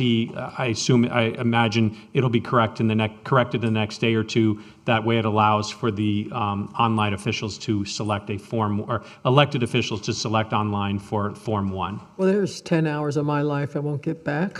It was a lot of work. Yeah, Form 6 is a lot, yes. Yep, very complicated. Form 1 is a lot easier. Oh, Henry. Okay, thank you. Everybody understand? Okay, all right. Okay, so should we start at number 6 then, Mr. Quick? Yep. Mr. Cole? So we're on to the resolutions. The first resolution is at tab 6, is a resolution of the Village Council of Islamorada, Village of Islands, Florida, approving the final rankings and recommendations of the RFP 24-07 Evaluation Committee for selection of a contractor for the Founders Park Breakwater Restoration Project, authorizing the village manager and village attorney to negotiate an agreement for the project, authorizing the village manager to execute the agreement, authorizing the village manager to expend budgeted funds, and providing an effective date. Okay. Peter, would you like to come and give us a little update? Sure. So, as John stated, this resolution does approve the recommendations of the evaluation committee that met, reviewed the 9 proposals. Actually, there were 10 proposals submitted. One was excused. It didn't meet all of our requirements. So, resolution also authorizes the village manager to enter into an agreement with Earth Tech Enterprises, which was the firm that the evaluation committee ranked first in their evaluation. So, again, this is to construct the breakwater here, repair, reestablish the breakwater here at Founders Park that's been heavily eroded over the past 5 decades. Okay. Since Irma, right? I mean, it was constructed in the 60s, and since that time, it's been under the forces of weathering. But yeah, Irma certainly. I mean, it had 2 storm surges come over it, Irma and Wilma. Okay. So that's certainly added to the erosion. Okay. Has Earth Tech ever worked in the Florida Keys? Yes. Yeah. What have they done? So they've done work for Monroe County. They've also done work most recently in Key West. I know they worked on the West Martello, a very similar project. West Martello jetty, I believe they call it, stabilization, repair work of the jetty there. I know they've done work on reestablishment of Siggs Beach as well. I just have a problem with the fact that we have companies local here who need to survive and who have done great jobs, and I've gone to some of their sites and looked at it. I just can't understand why we don't take better care of our own. We want them to stay. We don't want them to move out of the Keys. And if I could be told what a project that this people who came in second ever did wrong, then I wouldn't be so staunch on wondering why we don't take care of the people who live here, who want to stay here, who have children here. That's my thing. Yeah, no, I'll comment on that. And it's a great point. We always give local preference when we can in these RFPs. With this one specifically, we were not allowed to. The grant, it's actually, even though it was a DEP grant, it came from federal funds, and we're not allowed to offer local preference. It's a criteria that we cannot look at for that. Okay. Usually with the federal funds, it prevents you from doing a local preference. But also, John, Peter, stay right there. John, or Mr. Cole, can you answer this question? In this grant, do we have to take the low bidder, or the qualifications are on this, can it be that the experience that these guys have, I mean, what are we basing this evaluation that where you guys, the people that are on the evaluation committee, picked Earth Tech? What's the difference? One's 40 grand, 40,000. To me, I want to look at people that have worked in this county and did a lot of work for this county for years, not only local. I want to know, I mean, they're qualified. I know Adventures did tens of millions of dollars worth of work for Monroe County after Hurricane Irma. And we're thrilled with Adventure Environmental. I know Chris. They just did our canal, we love right? working with them. They're a great firm. I mean, the fact is, we had an experienced evaluation committee that met, reviewed the proposals, and Earth Tech Enterprises is extremely qualified. Their similar projects were excellent. They've worked. You can read their proposal. It's just pages of very similar projects. I've never seen such congruence in an evaluation committee's scoring. In my 6 years here and dozens of evaluations of these proposals, we were all very, and we didn't discuss this. We did not discuss this amongst ourselves. It was independent, very. How many people were on the evaluation? Three. Okay. I mean, you can read their proposal. They are extremely qualified. They provided an excellent company overview. Their references are good, timeline is good, cost is good. The scores were close, but they came out on top. Okay. So, Mr. Quick, or can you or Mr. Cole answer the question that I have about, do we have to take the lowest bidder? Do we, okay? Yeah, you're not obligated under this to take the lowest bidder. If you find that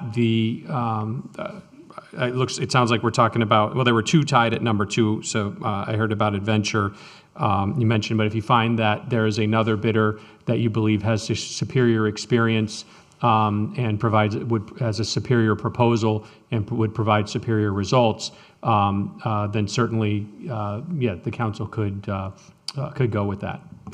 Because Peter, I've got so many phone calls with that canal that they just finished over there. The people were praising them on the one Mr. Borner lives on, okay?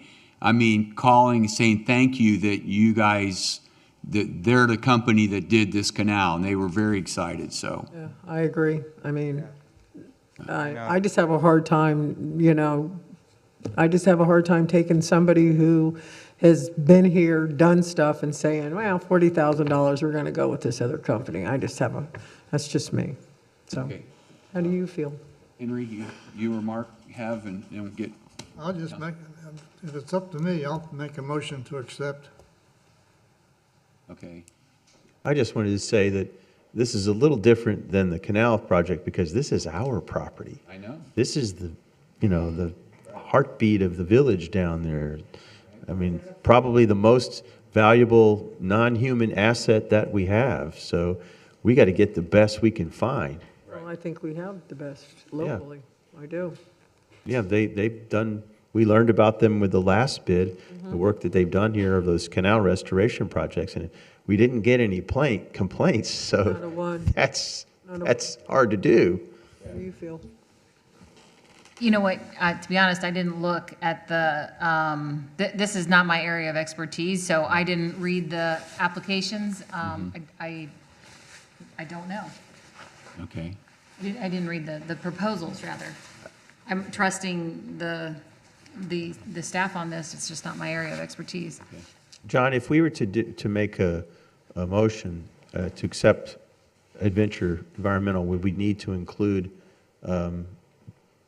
our decision to do so is based upon some criteria other than being local, such as experience? Yeah, it would not be based upon local. There's not a local preference. So I would suggest that it be based upon prior experience that the village has with them, their superior proposal, the excellent work that they've done with the village, their knowledge that they have of the uniqueness of not just the Keys in general, but of Isla Mirada itself. So I would base it upon those things. That's worded perfectly. So is that your motion, Henry? Yes, that's exactly my motion. Thank you very much. To take Adventure, right? To accept. But we have to open public comment. Well, you can do I that. don't think that's. Yeah, you can make the motion before, but you do have to. Henry's already made a motion. Do I hear a second? Wait, I think Henry, Elizabeth and I think you made a motion to accept the first place person, not the second. Just so we can straighten that out. First place person or the second? What? We were talking about the second. We were talking about the second. I mean, the resolution is for the first place We know. choice here, so you're not approving this resolution as far as I understand. It's just the item, It's number 2. which is, okay, number 2. So it's a motion to approve the resolution with the modification that it's awarding to Adventure Environmental in place of Earth Tech Enterprises for the reasons stated previously Yes, by me. He's got it. You got it. You listen very well. Thank you very much. John, does this also authorize the manager to enter into an agreement with Adventure, John? Yeah, it would be Yes, basically okay. just replacing the name Earth Tech Enterprises with Adventure Environmental throughout. Okay. Henry made a second. Do I hear No, a second? Henry made a first. Henry made a motion. Do I hear a second? I'll second it. Okay. Marnie? We got to have public comment. Oops. Oh, can we do it after the vote, John? Public comment? No, public comment before the vote. Okay, that's what I thought, yeah. Okay, Marnie, we have any public comment? No, sir. No? All right, public comments now closed. Marnie, would you call the roll, please? I tell ya. Councilmember Henry Rosenthal, Yes. Vice Mayor Sharon Mahoney, Yes. Councilmember Mark Gregg, Yes. Councilmember Elizabeth Jolin. Yes. And Mayor Buddy Pinder. Yes. That motion passes 5-0. All right. Third. Okay, so, Mark, did you want to? Yes. Tab 7, right? Yes. Okay. Yep. Tab 7. Let me read the title first before we Okay, get into John. it. Yeah, tab 7 is a resolution of the Village Council of Isla Mirada, Village of Islands, Florida, approving work authorization number 4 with Conch Tree and Landscape Professionals, Inc. for completion of planting projects within the village, authorizing the village manager to expend budgeted funds, authorizing the village manager to execute work authorization number 4 and such other work authorizations up to the budgeted amount of funds, and providing for an effective date. So I intend to approve this, and I don't have any problems whatsoever with the contractor, the contract, the project. Everything is great. Okay, so why did I ask to talk about it? I wanted to ask about the source of the funds. And that is to say, it's only a $3,600 contract or whatever it is, but in the paragraph that, if I could call your attention to the paragraph about budget impact, it refers to a capital project fund and the landscape mitigation fund, the general fund. And so it looks like that there is a leapfrogging of funds from one to the other. And so I want to have a conversation about that. But before we do that, I would like to tell you why. So you might know, for the folks that build things here in town, if you cut down a tree that's protected, then you have to replace it or put it somewhere else, or if none of those options work according to our code, you have to pay for it. And what you pay determines on the kind of tree and the size of the tree and some other things that I'm not going to dive into. It doesn't matter. But there is when you do that, you write a check to the village for, sometimes they're $50,000 if they take out enough trees, and then that money goes into a fund. So my question is, and the way I've read the comp plan, which is the source of how we get to this, when we take down trees, they're supposed to be to replace trees, and in particular a hammock.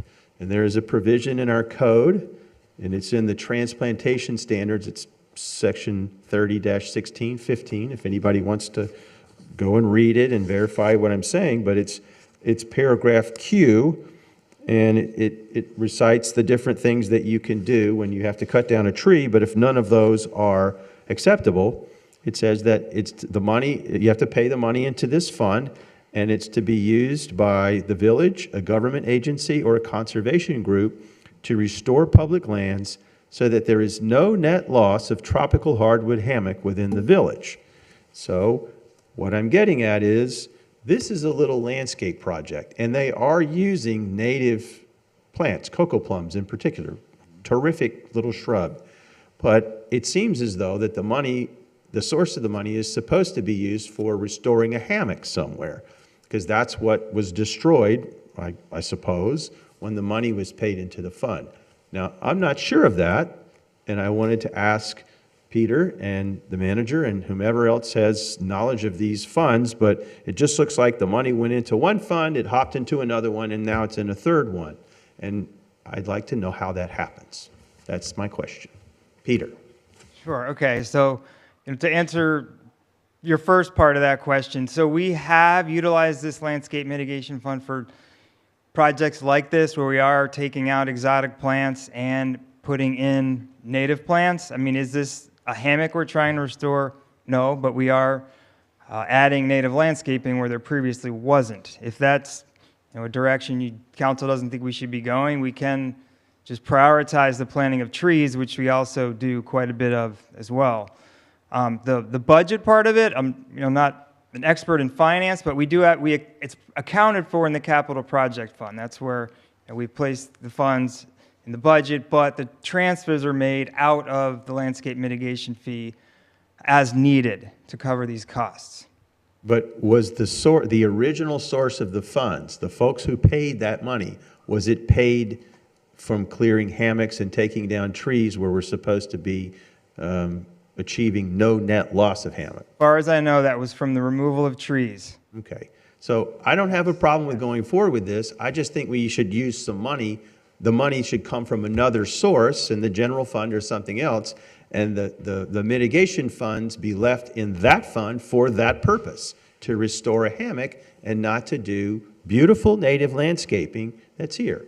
Because there's two different purposes. One is hammock, one is not. Go ahead, Elizabeth. So how do you keep track of the amount of hammock that you're supposed to replenish? We're not directed to, as far as I know, there's no value or quantification of how much we're to restore. We don't really restore that much hammock because we don't have it available. I would love to restore hammock. I love planting trees, but we need property to restore a hammock. And when we can do it, we do it, and that's fantastic. But we try to do these smaller landscape projects and plant trees wherever we can. And, I don't think we should be minimizing that. Let me be clear. Peter, the staff hasn't done anything wrong. No, This is something that's been I'm just- going on for years and years and years.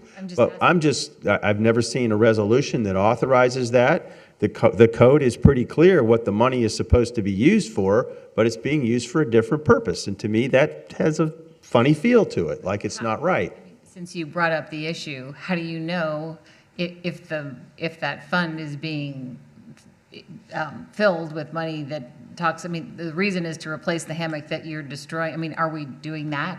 You brought up two different issues. Well, so that's a great question. What about, I'm sure there's plenty of property around that could be restored. The Machado properties, not that we want to do that right now, but I'm just using that as an example. Those are village properties. They're all cleared off. We could replant all that with hammock. I know we have other ideas, and I'm not saying we should do that, but If our code, because you're bringing up the two issues, if our code says that money should be used to replenish the hammock that we're taking out, how do we know if we're doing that or not? And you're saying we don't, and again, this is just, since we're talking about it, isn't there a way to track that? You know what I mean?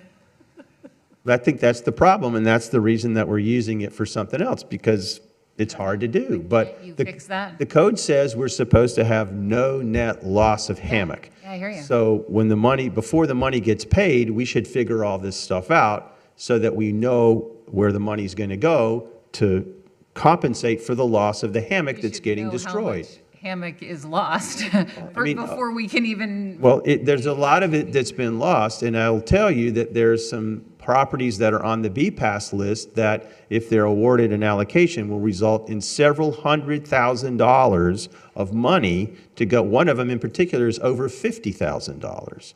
So I'm bringing this up because I want us to look forward on this. How'd you morph into something like that? Pardon me?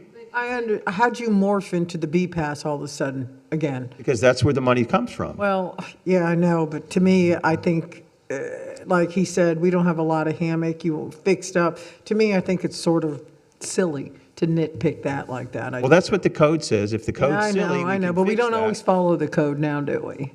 Well, that's up to you. I like to do that because it's the law.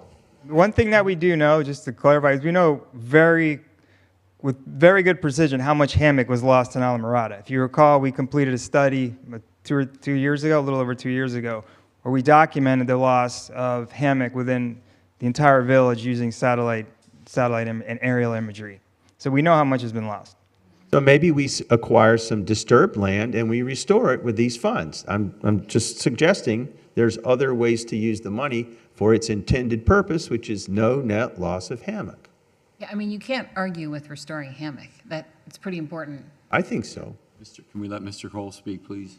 So I think to Councilman Gregg's point, we can proceed with this planting project, re-identifying a funding source for it, work through the issue of the hammock mitigation funds, seeing if there are places where they're suitable for hammock restoration, and then looking at that pool of funding and seeing how well those two align, right?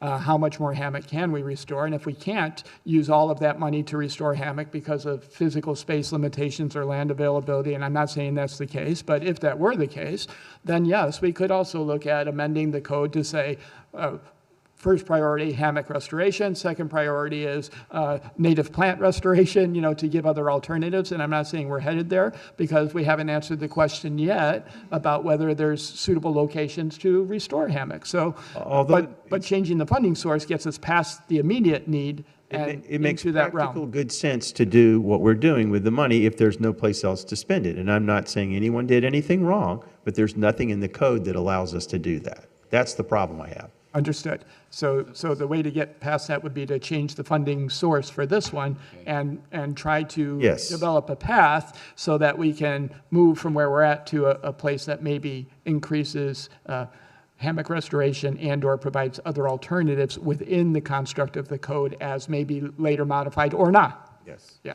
Well, Mark, since you're bringing this up, I've been thinking about this for years, and I'm going to go ahead and bring it up right now. I want to know, AJ knows I've talked to him about it. How many people, we're sitting here, we're talking all about hammock and everything, and we're talking about near-shore waters, okay? And when I went to the wildlife corridor, where they're building 19,000 homes, Del Webb and all that, the Latter-day Saints owns it, and it's right on that river, it's a head spring.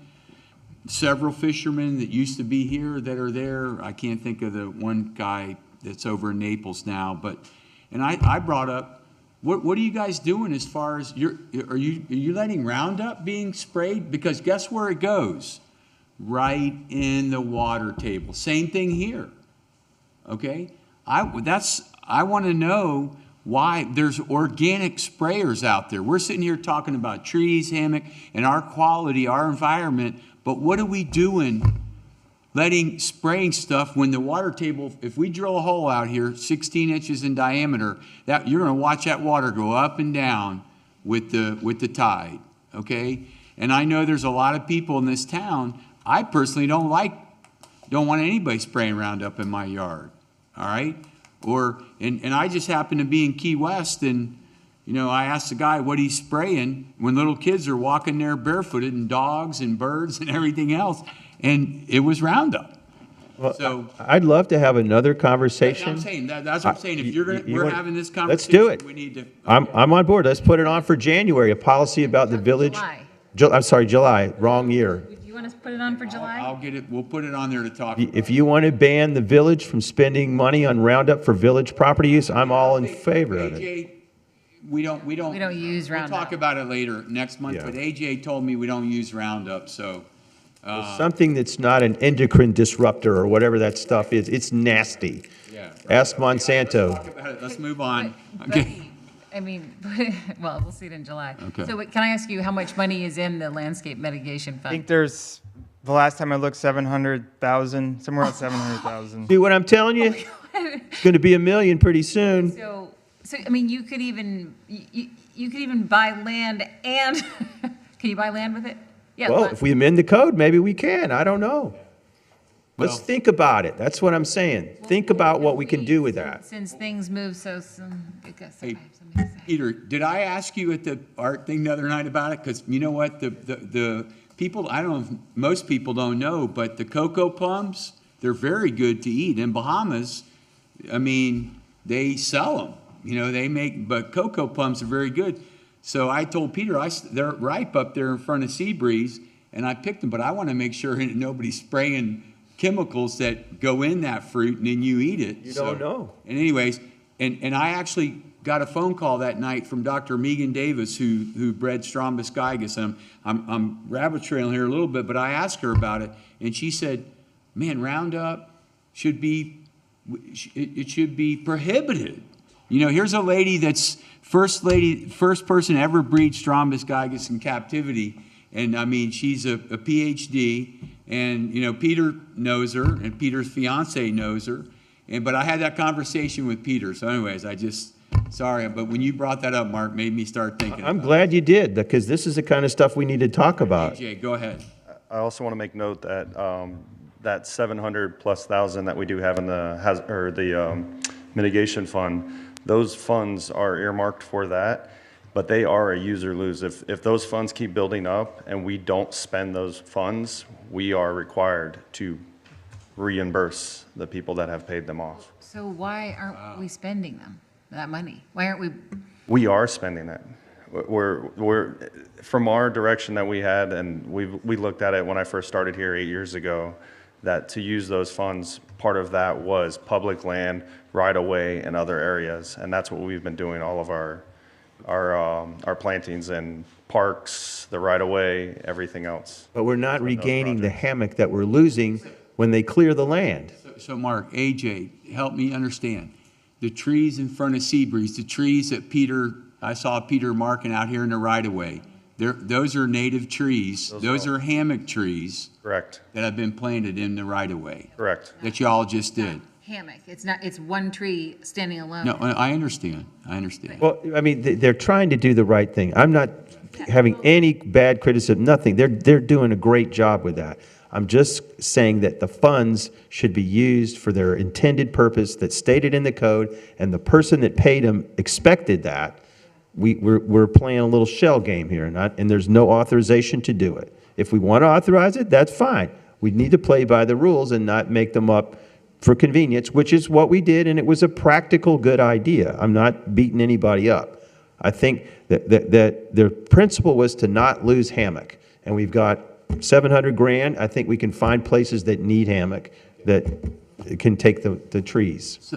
Go ahead, Elizabeth. So, Mark, could you please clarify some direction? Not only, I mean, we get the idea for the little Coontie project here, but what's the direction that you're giving staff to do with $700,000? Like what is, let's I would ask the manager to identify for us, as the code is written today, places where hammock can be restored, whether it's land purchase or land purchased. I mean, we may need to modify the code to allow that purchasing thing for that purpose as well. But I'm just saying, the bottom line is no net loss of hammock. That's what the code says. So however we achieve that, if we need to fix the code to do it, let's let the manager and the staff figure that out for us. So, Mr. Cole, can we either use this money that Mark's talking about right here to do this $3,600 project, or do we need to get money somewhere else? I'm hearing we need to get money from somewhere else. Okay. And I would also caution council that as we proceed with this and we try to find places where we can either restore hammock on existing land, irrespective of where it's at, or modify the code to buy land. At the same time, we're creating a hole in the budget that, for years has contemplated using that source of funding for right-of-way improvement projects.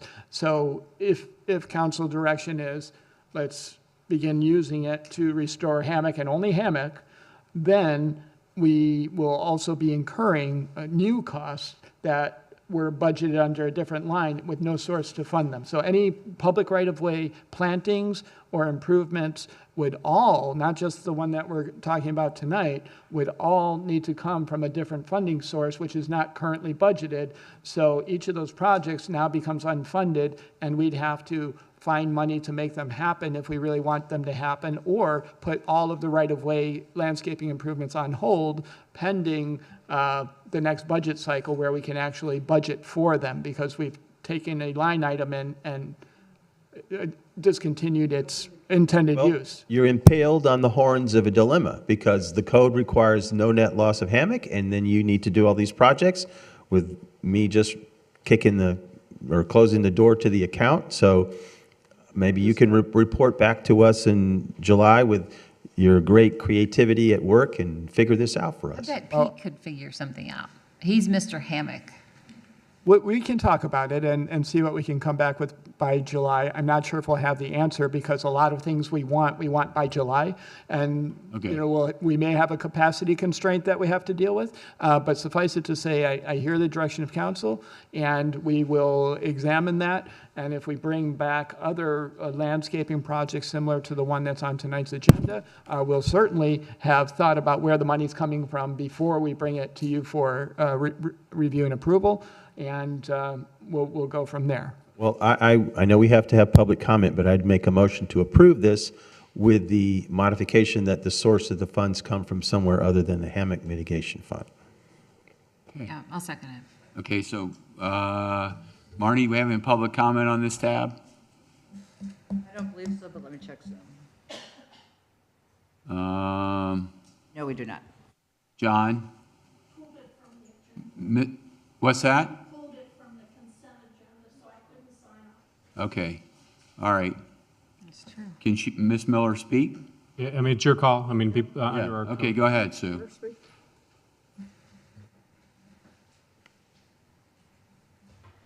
I just wanted to make a comment. I thought that the way Mr. Gregg portrayed this was that the mitigation money is coming from the removal of hammocks. And I want you to know that I have a single-family lot and paid a mitigation fine, and it wasn't a hammock. It was just a native tree that I was removing. And I think that the simplest solution to this problem is to just simply say that, change the code to say that you can use the mitigation funds to plant native trees, native shrubs or trees, because I am willing to venture a guess that a lot of that money in the mitigation fund is just from people like me that were needing to clear a single tree or 3 trees. And I know that I had to pay a mitigation fee, and I ended up planting 8 trees instead, but that mitigation was going to be about $3,600. And so just to build a house and remove 1 tree was $3,600. So I think that it's easier to change the code to do what we really need to do, which is plant native trees. Thank you. Thank you. All right, Marnie, any other public comment? Let me check Zoom one more time. No. Okay, public comment is now closed. Marnie, we have a motion and we have a second. Would you call the roll, please? Councilmember Mark Gregg? Yes? Councilmember Elizabeth Jolin? Yes. Councilmember Henry Rosenthal? Yes. Vice Mayor Sharon Mahoney? Yes. And Mayor Buddy Pinder? Yes. That motion passes 5-0. So, Mr. Quick, I believe we're on to tab 13. That's correct. Councilman Rosenthal. Yep. Tab 13 is a resolution of the Village Council of Islamorada Village of Islands, Florida, ratifying increasing authorized purchases from KB Vacuum Solutions LLC through the end of fiscal year 2023 through 2024, authorizing village manager to expend budgeted funds and providing for an effective date. AJ? Yep. All right. Good evening. So this is to increase the not to exceed by an additional $35,000. This is to help to cover a couple extra spare pumps that we had to send off to get repaired and replaced as we're coming up on hurricane season as it just started. These are essential parts and pumps that we have to have on hand for any necessary replacements. I don't have any problem with what you just said, but at the very bottom here, F.J. Nugent, $115,000. You tell me what that means. F.J. Nugent has nothing to do with KB vacuum pumps. What, was there a typo? I think that was a typo in the agenda item where Okay. Christiana had endeavored to correct. So the perfect. version in your agenda package does have F.J. Nugent errantly listed instead of KB Vacuum. I'll accept your explanation. Sorry. Yeah, I'm looking at the online version here. That's what I was trying to find it. That's the reason I withheld it. Thank you very much. Gotcha. Okay, council, anybody else have any questions for AJ on tab 13? Okay, any public comment? Marnie? Yes, Sue Miller.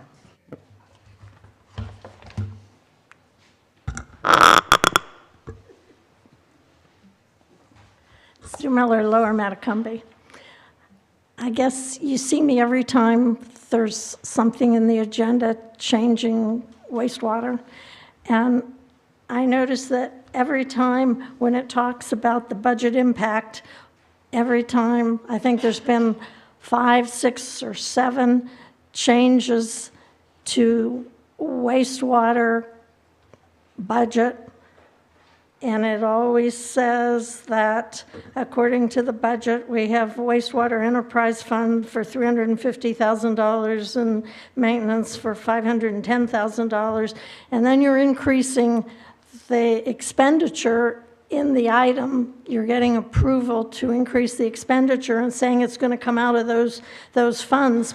But those funds were what create the vendors are what created that. So in the budget, it tells how much KB Vacuum is getting, and you're increasing that. So you're increasing that 350,000 or the 510. So it's confusing to me how you can indicate that you're going to fix it at the end when you're really increasing the budget and you never increase the amount of the budget from the 300. You have no idea how much money you've added to what has been budgeted until you get to the end of the year. And, you know, like what I'm looking at was from April was an increase of $363,000. I mean, there's all kinds of increases that we've had.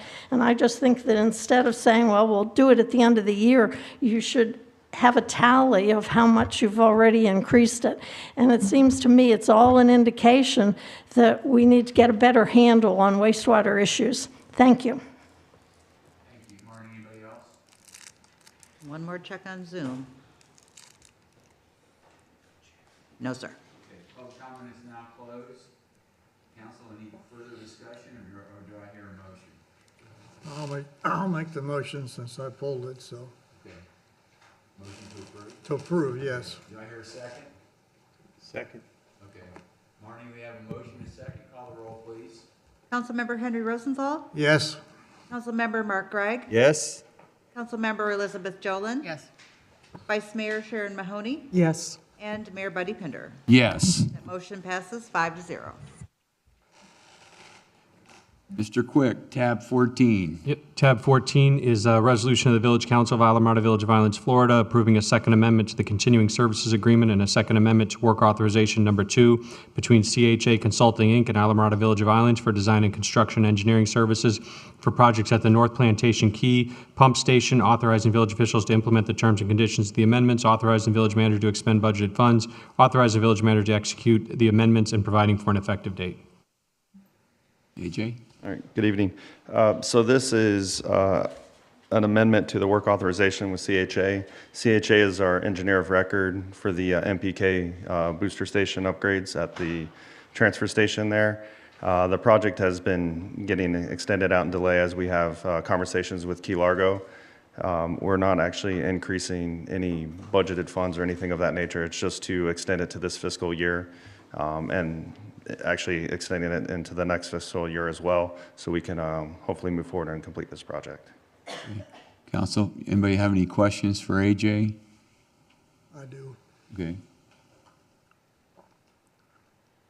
There are meetings between us and Key Largo at the moment, and I suspect they're going to go on for some time in reference to Key Largo joining us, et cetera, et cetera. Am I correct? Those are conversations that we are Right, having. okay. This is separate to that, but Yes, I understand that. My problem here was we hired someone for $18,000 that tell us improvements to be made for $675,000. Can you kind of run me through that scenario? Sure. So this project first came out when we've had the beginning when we first had our force main breaks in the mile marker 93 area. We hired an engineer to look at the scenarios and the situations and everything that we're having there, the issues that were causing breaks. We went through, determined a few things, hammering, pipe bedding, a few other issues that potentially could be the problems of it. Went through and created a kind of a plan of action of how we were going to solve those problems to ensure what the main causes were. Hammering was our number one cause that we believe is the main cause of all of these breaks.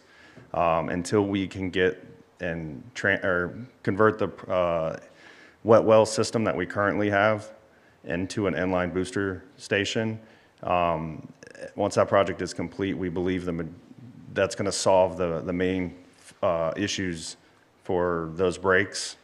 The next step would be if we have to, and it's not specifically a hammering issue, and that was just elevating the prolonged issue, was the pipe placement And that would be the next step that we would have to move forward and actually come forward and replace the pipe in that section. You used the term hammering, Hammering, yes. or I'm not familiar with it. Okay, so if you've ever turned your water off in your house or had some work done on your house and your pipes and something, and if you just go ahead and turn that water on, you've got air in the line, and you turn it on, that water moves really fast and the air will compress. The water does not compress as quickly, and that's what that hammering does. So it gets a lot of speed, and it's almost like a hammer hitting the end of the line. Okay. So that's what happens if the pipe doesn't stay full. Now, there's some suggestion as to the north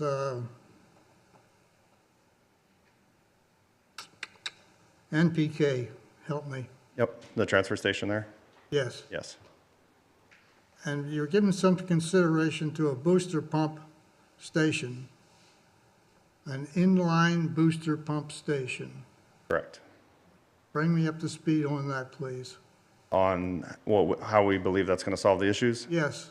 Yes. So right now we are currently flowing into, we're using a small portion of the old treatment facility as a kind of a holding tank. And we keep it at a pretty constant level. So what flows in there instantly gets pumped and directly all the way to Key Largo. But there is a fluctuation of flow during the time of day. So that pipe from there to Key Largo isn't always full as it goes up and down in elevations. So having a continuous force main with a booster in it, it's no different than what Key Largo has or any of the other facilities. They have a continuous force main. It doesn't go to any holding tank or anything. So we are mimicking what all the other cities in the Keys have. And that booster, the reason you need a booster is because of the distance. So keeping that force main full at all times will eliminate that hammering. It may stay full, but it's not flowing, or it might be a slow flow during those lower flowing times, late at night. But the peak flow times, it'll continue to flow. And it does that now already, except when that low flow happens, there's time for it to actually start settling. But with it staying as a booster pump, it'll actually keep the blind full.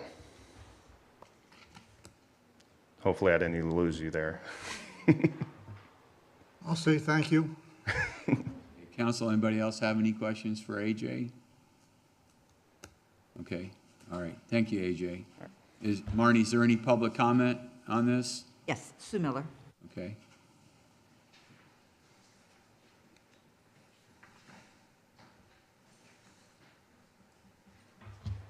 Sue Miller, Lower Matacumbe. Pretty soon you're going to think that I'm prepared to be the assistant to the waste manager. I really thank him for that explanation, because I've been curious about what this North Plantation Key Pump Station $2 million project has been for a couple years. And so now I really do understand. Thank you. And it makes sense, except for one thing. It really bothers me that first study, that engineering study to determine that cost us $18,000, and it was done in 2019. And now we're in 2024, and we're still talking about the same project. And I just went to a meeting a month ago, I guess, in Key Largo, and there were 5 of us from Alamorada that were at that meeting, and they wanted to know, what in the heck is Alamorada doing with this mile marker 92 problem that is outside of our area? And so the people from Tavernier and Key Largo are complaining about the smell and the backup on the highway. They have to close a lane of traffic to do the repairs and all of this. And what are you guys doing? And then I thought, geez, what are we doing? 2019 to 2024? It seems like that's a long time to fix a problem. How many times have we had a leak? This is raw sewage going into somebody's neighborhood. And it just seems to me those people in Tavernier and Key Largo have a reason to be worried, and we should be too. Thank you. Marnie, do we have any other public comment speakers?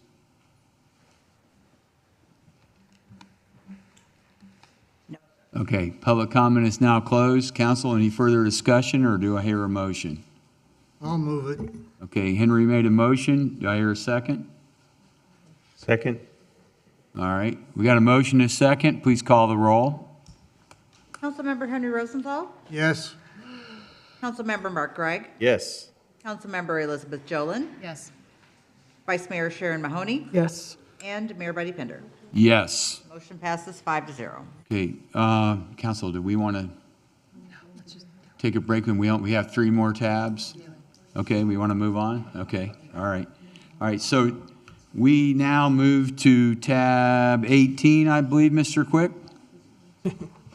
Yep, tab 18 is a resolution of the Village Council of Islamorada Village of Islands, Florida, approving the selection and recommendation of the RFP 24-09 Evaluation Committee for the completion of a master plan for Founders Park, authorize the village manager and village attorney to negotiate an agreement for the project, authorize the village manager to execute the agreement, authorize the village manager to expend budgeted funds, authorizing a budget amendment, and providing for an effective date. Maria? Hi. Hello, Council. Good evening. What you have in front of you is a resolution approving the ranking, recommendation, and agreement to move forward with Miller and Legg. The village went out for proposals to find a consultant, a firm, to move forward with the master plan for Founders Park. We had four proposals was submitted, and those proposals were submitted on April 22nd. The evaluation committee reviewed those proposals, and we ranked Miller Legg as ranked number 1. We debated on it. All the firms were qualified, but we really felt that Miller Legg had the best approach to to the plan. They had a lot of similar projects. The qualifications were high. They were highly qualified to do this. They had experience in master plans throughout the whole state of Florida. Close by is Boca, Weston, Tamarack, South Miami.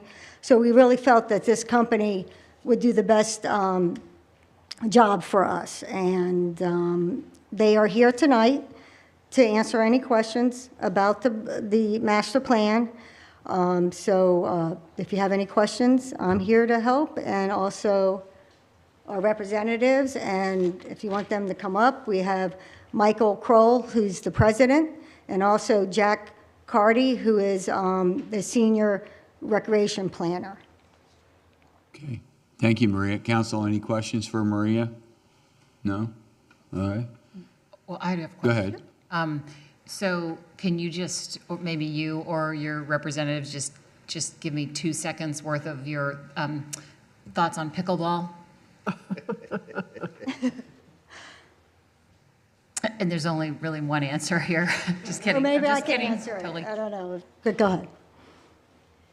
So pickleball, that is part of the whole master plan. I know it is I guess you would call it maybe probably number 1 priority that needs to be looked at here at Founders Park. It's been discussed many times with the Parks and Recreation Advisory Committee and just general public. I'm here all the time, so there is a pretty big request for that, and that will be probably one of the priorities. And that's part of it, is that I think we will have our meetings and the council will decide what's priority and what's not. Yeah, I was just curious from the gentleman if they kind of have a philosophy on how to incorporate that into recreation space. I think it would make people feel good to hear what you have to say about it. Sure. Again, Mike Kroll. I'm president of Miller Leg and happy to be here. Pickleball obviously is a trend, and it's actually a trend that's become much more active, but it's been a trend that's been around for quite a while. Really, the approach to pickleball is two ways. One is through a mixed use or a multi-purpose type courts that they can be utilized for not just pickleball. And then there's standalone facilities for pickleball. So again, how we approach that is there really needs to be a balance. And again, what that allows us to do is facilitate regular play while also accommodating other sports, other court sports. But if you do have larger events and things, that those courts that are multi-purpose can be utilized for pickleball tournaments or larger events. Okay. Anybody else? Okay, thank you. Thank you very much. Appreciate it. Thank you for coming, yes. Marnie, we have any public comment? I do not believe so, but let me double check on Zoom. We do not. Okay. Okay, now, public comment's now closed. Do I hear a motion? I move to approve. I'll second it. All right, Marnie, we have a motion and a second. Call the roll, please. Vice Mayor Sharon Mahoney? Yes. Councilmember Elizabeth Jolin? Councilmember Mark Gregg? Yes. Councilmember Henry Rosenthal? Yes. And Mayor Buddy Pinder? Yes. The motion passes 5-0. All right, tab 19, Mr. Quick. Tab 19 is a resolution of the Village Council of Isla Mirada Village of Islands, Florida, accepting the grant award from the Florida Department of Transportation, approving the grant agreement G2M67 between the Florida Department of Transportation and Isla Mirada Village of Islands to provide reimbursement funding for public transportation development through expansion of the freebie program, authorize the village manager to execute the agreement, authorizing village officials to implement the terms and conditions of the agreement, authorize the village manager to expend budgeted funds, and providing an effective date. Mr. Cole? I believe you're... This grant will help fund the freebie operation. It provides funding to support a bridge program to a vision where Monroe County will run that program county-wide. And in the meantime, while they're still testing their pilot out in Key West and Stock Island, this again will help us to increase the number of hours that we operate freebie, while saving approximately, I don't have the number right here in front of me, but a little more than $60,000, $65,000. So on that basis, being a bridge program, I think it's a very good idea to continue to move forward. Once, if we receive council approval to accept the grant and award freebie the contract, there will be a follow-on conversation with FDOT to see if we can modify the terms and conditions of the agreement, because what we'd like to do is take the total number of hours that we have, that is 7 a.m. to 12 p.m. times 3 vehicles times 7 days per week, and keep that same number of operating hours, but get the flexibility to say, okay, if a midnight isn't the right end time, and we add vehicles a little bit earlier in the evening, if we can serve more people and be of higher value to the community, let's do that. But maintain the number of hours that's necessary at a minimum threshold to qualify and receive and use that federal grant money. So this item and the next one kind of ride in tandem, and that's the backdrop. Any other questions you might have? No? No. Marnie, we have anybody sign up for public comment? Let me double check here. No, we do not. All right, public comment is now closed. Do I hear a motion or a second? I want to make a comment. Okay. Not too long ago, there was a committee formed in reference to a freebie and another outfit called, I believe, Circuit. And Circuit was the one that committee approved. Yep. And all of a sudden, that committee was deemed flawed in their observation and what they proposed. And when the question was asked, what's the flaw? Nobody would answer. The person that was the intermediate, Kimberly. Kimberly Matthews, failed to give us any kind of an answer with the exception of that committee was flawed and was promised a new committee thereafter, like shortly, within the next week or two or whatever, right then and there. That committee was never formed. And here we are dealing with freebie, which was not the chosen operation. And as far as the money coming down, we can accept that money. We're under the gun to accept it by the end of the month. I don't know if everybody knows that. There was okay, you don't, you know it as well. It's actually tomorrow, so yes, tenth. we're having this meeting tonight, and Yes. and that decision will allow me, if the council supports it, to notify them by their deadline tomorrow It morning. was really only originally suggested for the 10th, and other things have been, so I feel that that will probably take place. The application will go into the DOT timely by the end of the month, and we will accept the grant. That grant can be transferred to the county in the event that we choose to do that, but I'll still have to go back to that original committee. What happened to the committee, and why wasn't a second committee formed?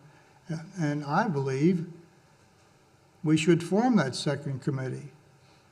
And if we have to redo the process, I don't know how it was flawed, because nobody took the time to, or guts to even tell us what the flaw was. Yes, or you're acquainted with it, Mr. Cole?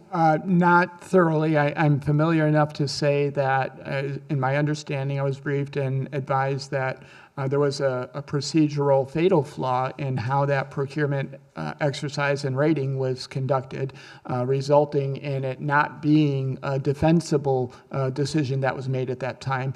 Perhaps legal counsel can say whether we're able to talk about that in any further detail, but suffice it to say, a procedural flaw of such a nature that they couldn't proceed with the recommendation at that point in time.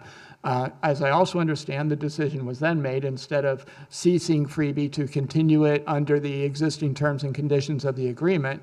And if we carry that forward to where we're at now, with Monroe County having done their RFP, having selected freebie, and us now running a freebie operation with hopes of kind of transitioning that whole program to the county so they could operate it on a countywide basis coherently and perhaps even with some cost synergies involved. It would be probably, and I would take the advice and counsel of the village council as well, but in my view, it's not an opportune time to begin trying to change the provider when we're that close to transitioning to the county and they have freebie and they'll manage it from there. So it's a little bit complex right now.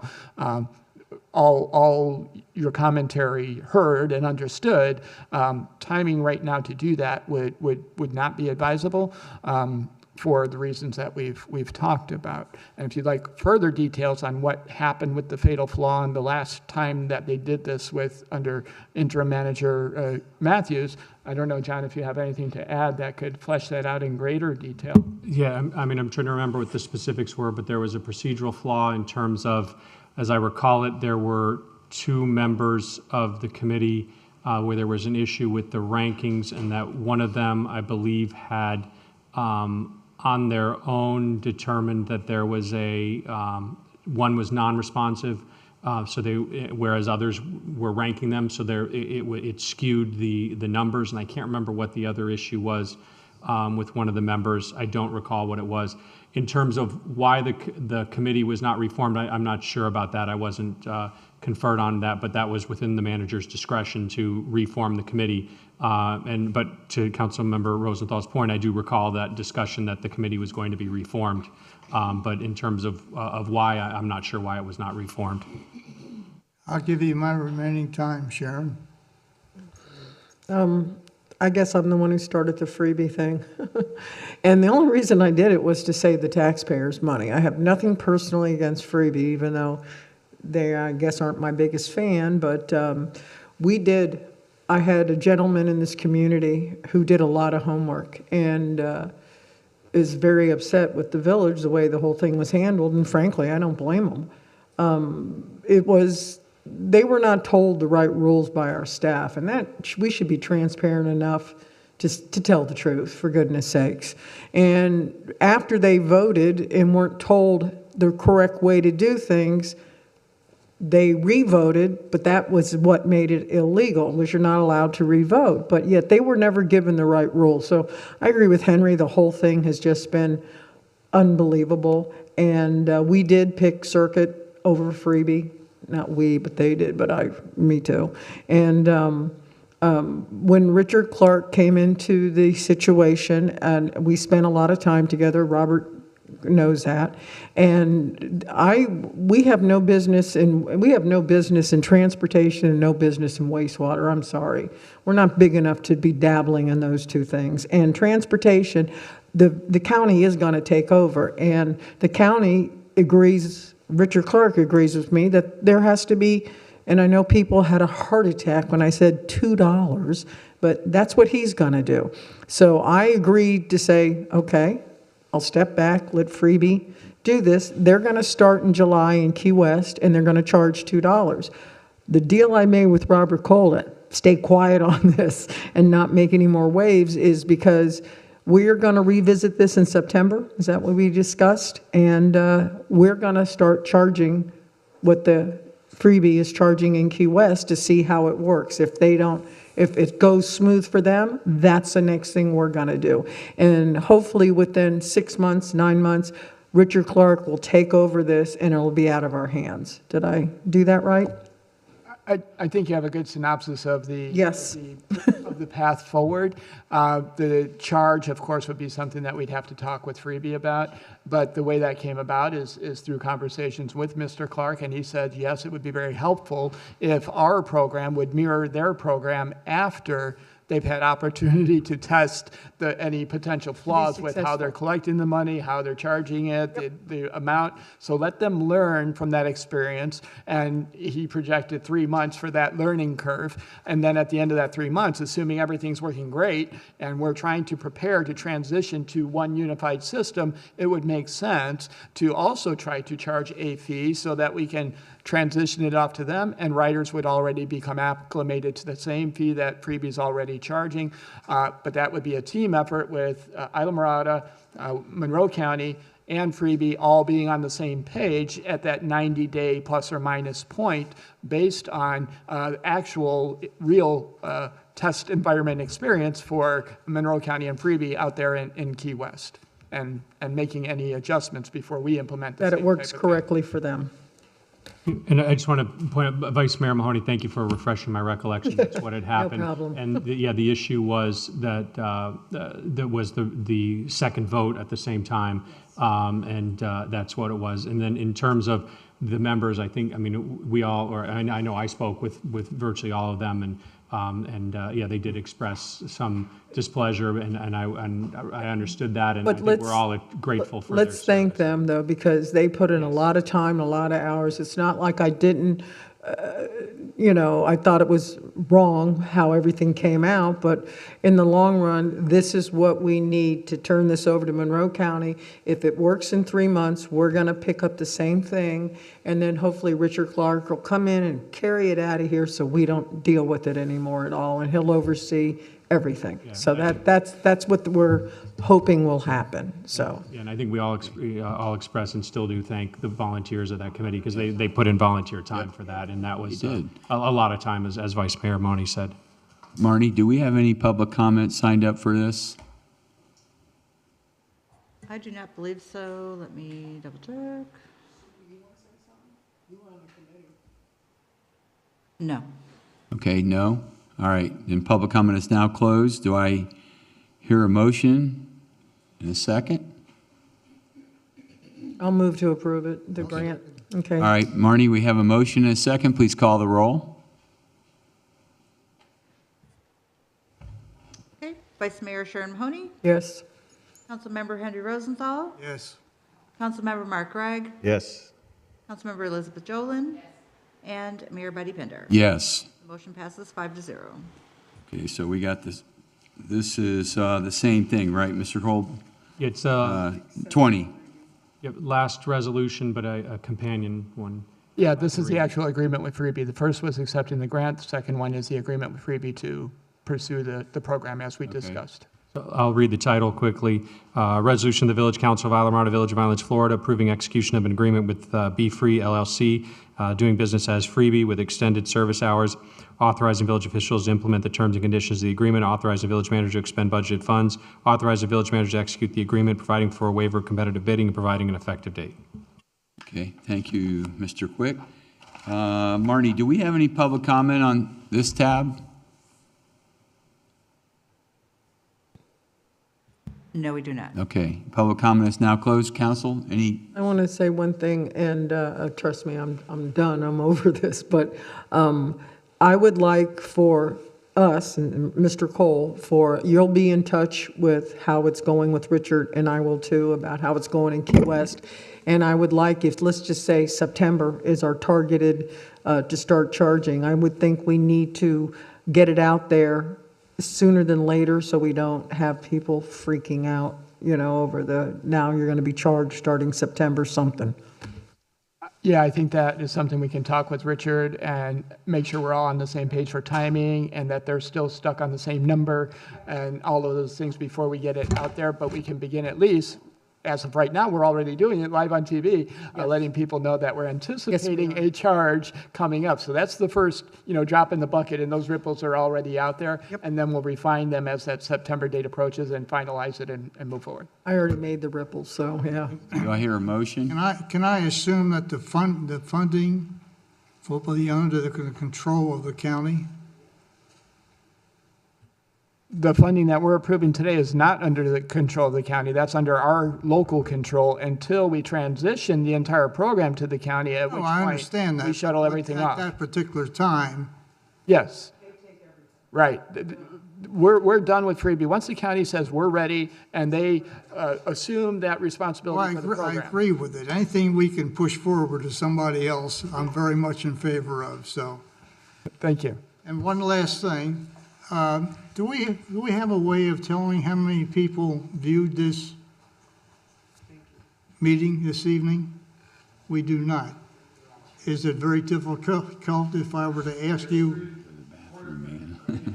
Comcast, stream on our website, stream on YouTube, and Zoom. I guess. Zoom, we had 5 people tonight. Tonight we had 5? Yeah. Zoom. Okay. Yeah. On Zoom. Okay, Okay. What? All right. I just wanted to know. Okay. Can we finish this tab? Do I hear a motion in a Yes, you second? got it. Let's go home. Okay. All right. Henry made a motion. Will I hear a second? I'll second it. All right. Marnie, we have a motion and a second. Would you call the roll, please? Councilmember Henry Rosenthal. Yes. Vice Mayor Sharon Mahoney. Yep. Councilmember Mark Gregg. Yes. Councilmember Elizabeth Jolin. Yes. And Mayor Buddy Pinder. Yes. Motion passes 5-0. Mr. Mayor, before we go, I wanted to ask something. I apologize for doing it at the end. I meant to do it at the beginning. I have a conflict on our schedule in August. Okay. Tuesday, August 6th is the normally scheduled meeting. I wanted to ask if it would be acceptable to move that. There's choices. I overheard you say something about the following week. There's something else. So the one choice could be to move it to the very next day, which would be the Wednesday, the 7th, and then you would have Thursday, the 8th, back to back, or Friday. Okay. I don't know if there's. I would like to try to attend the meeting in person. Okay. So if there's, can we discuss and see what's available? Well, She put out an email if you guys can we do it Thursday? Oh, talk about it on Thursday. Yeah, and we'll get, we can give Marnie our. Yes, I didn't understand that. Okay, yeah. Sorry, thank you. Thank you for that, thank you. All right, adjournment. Motion to.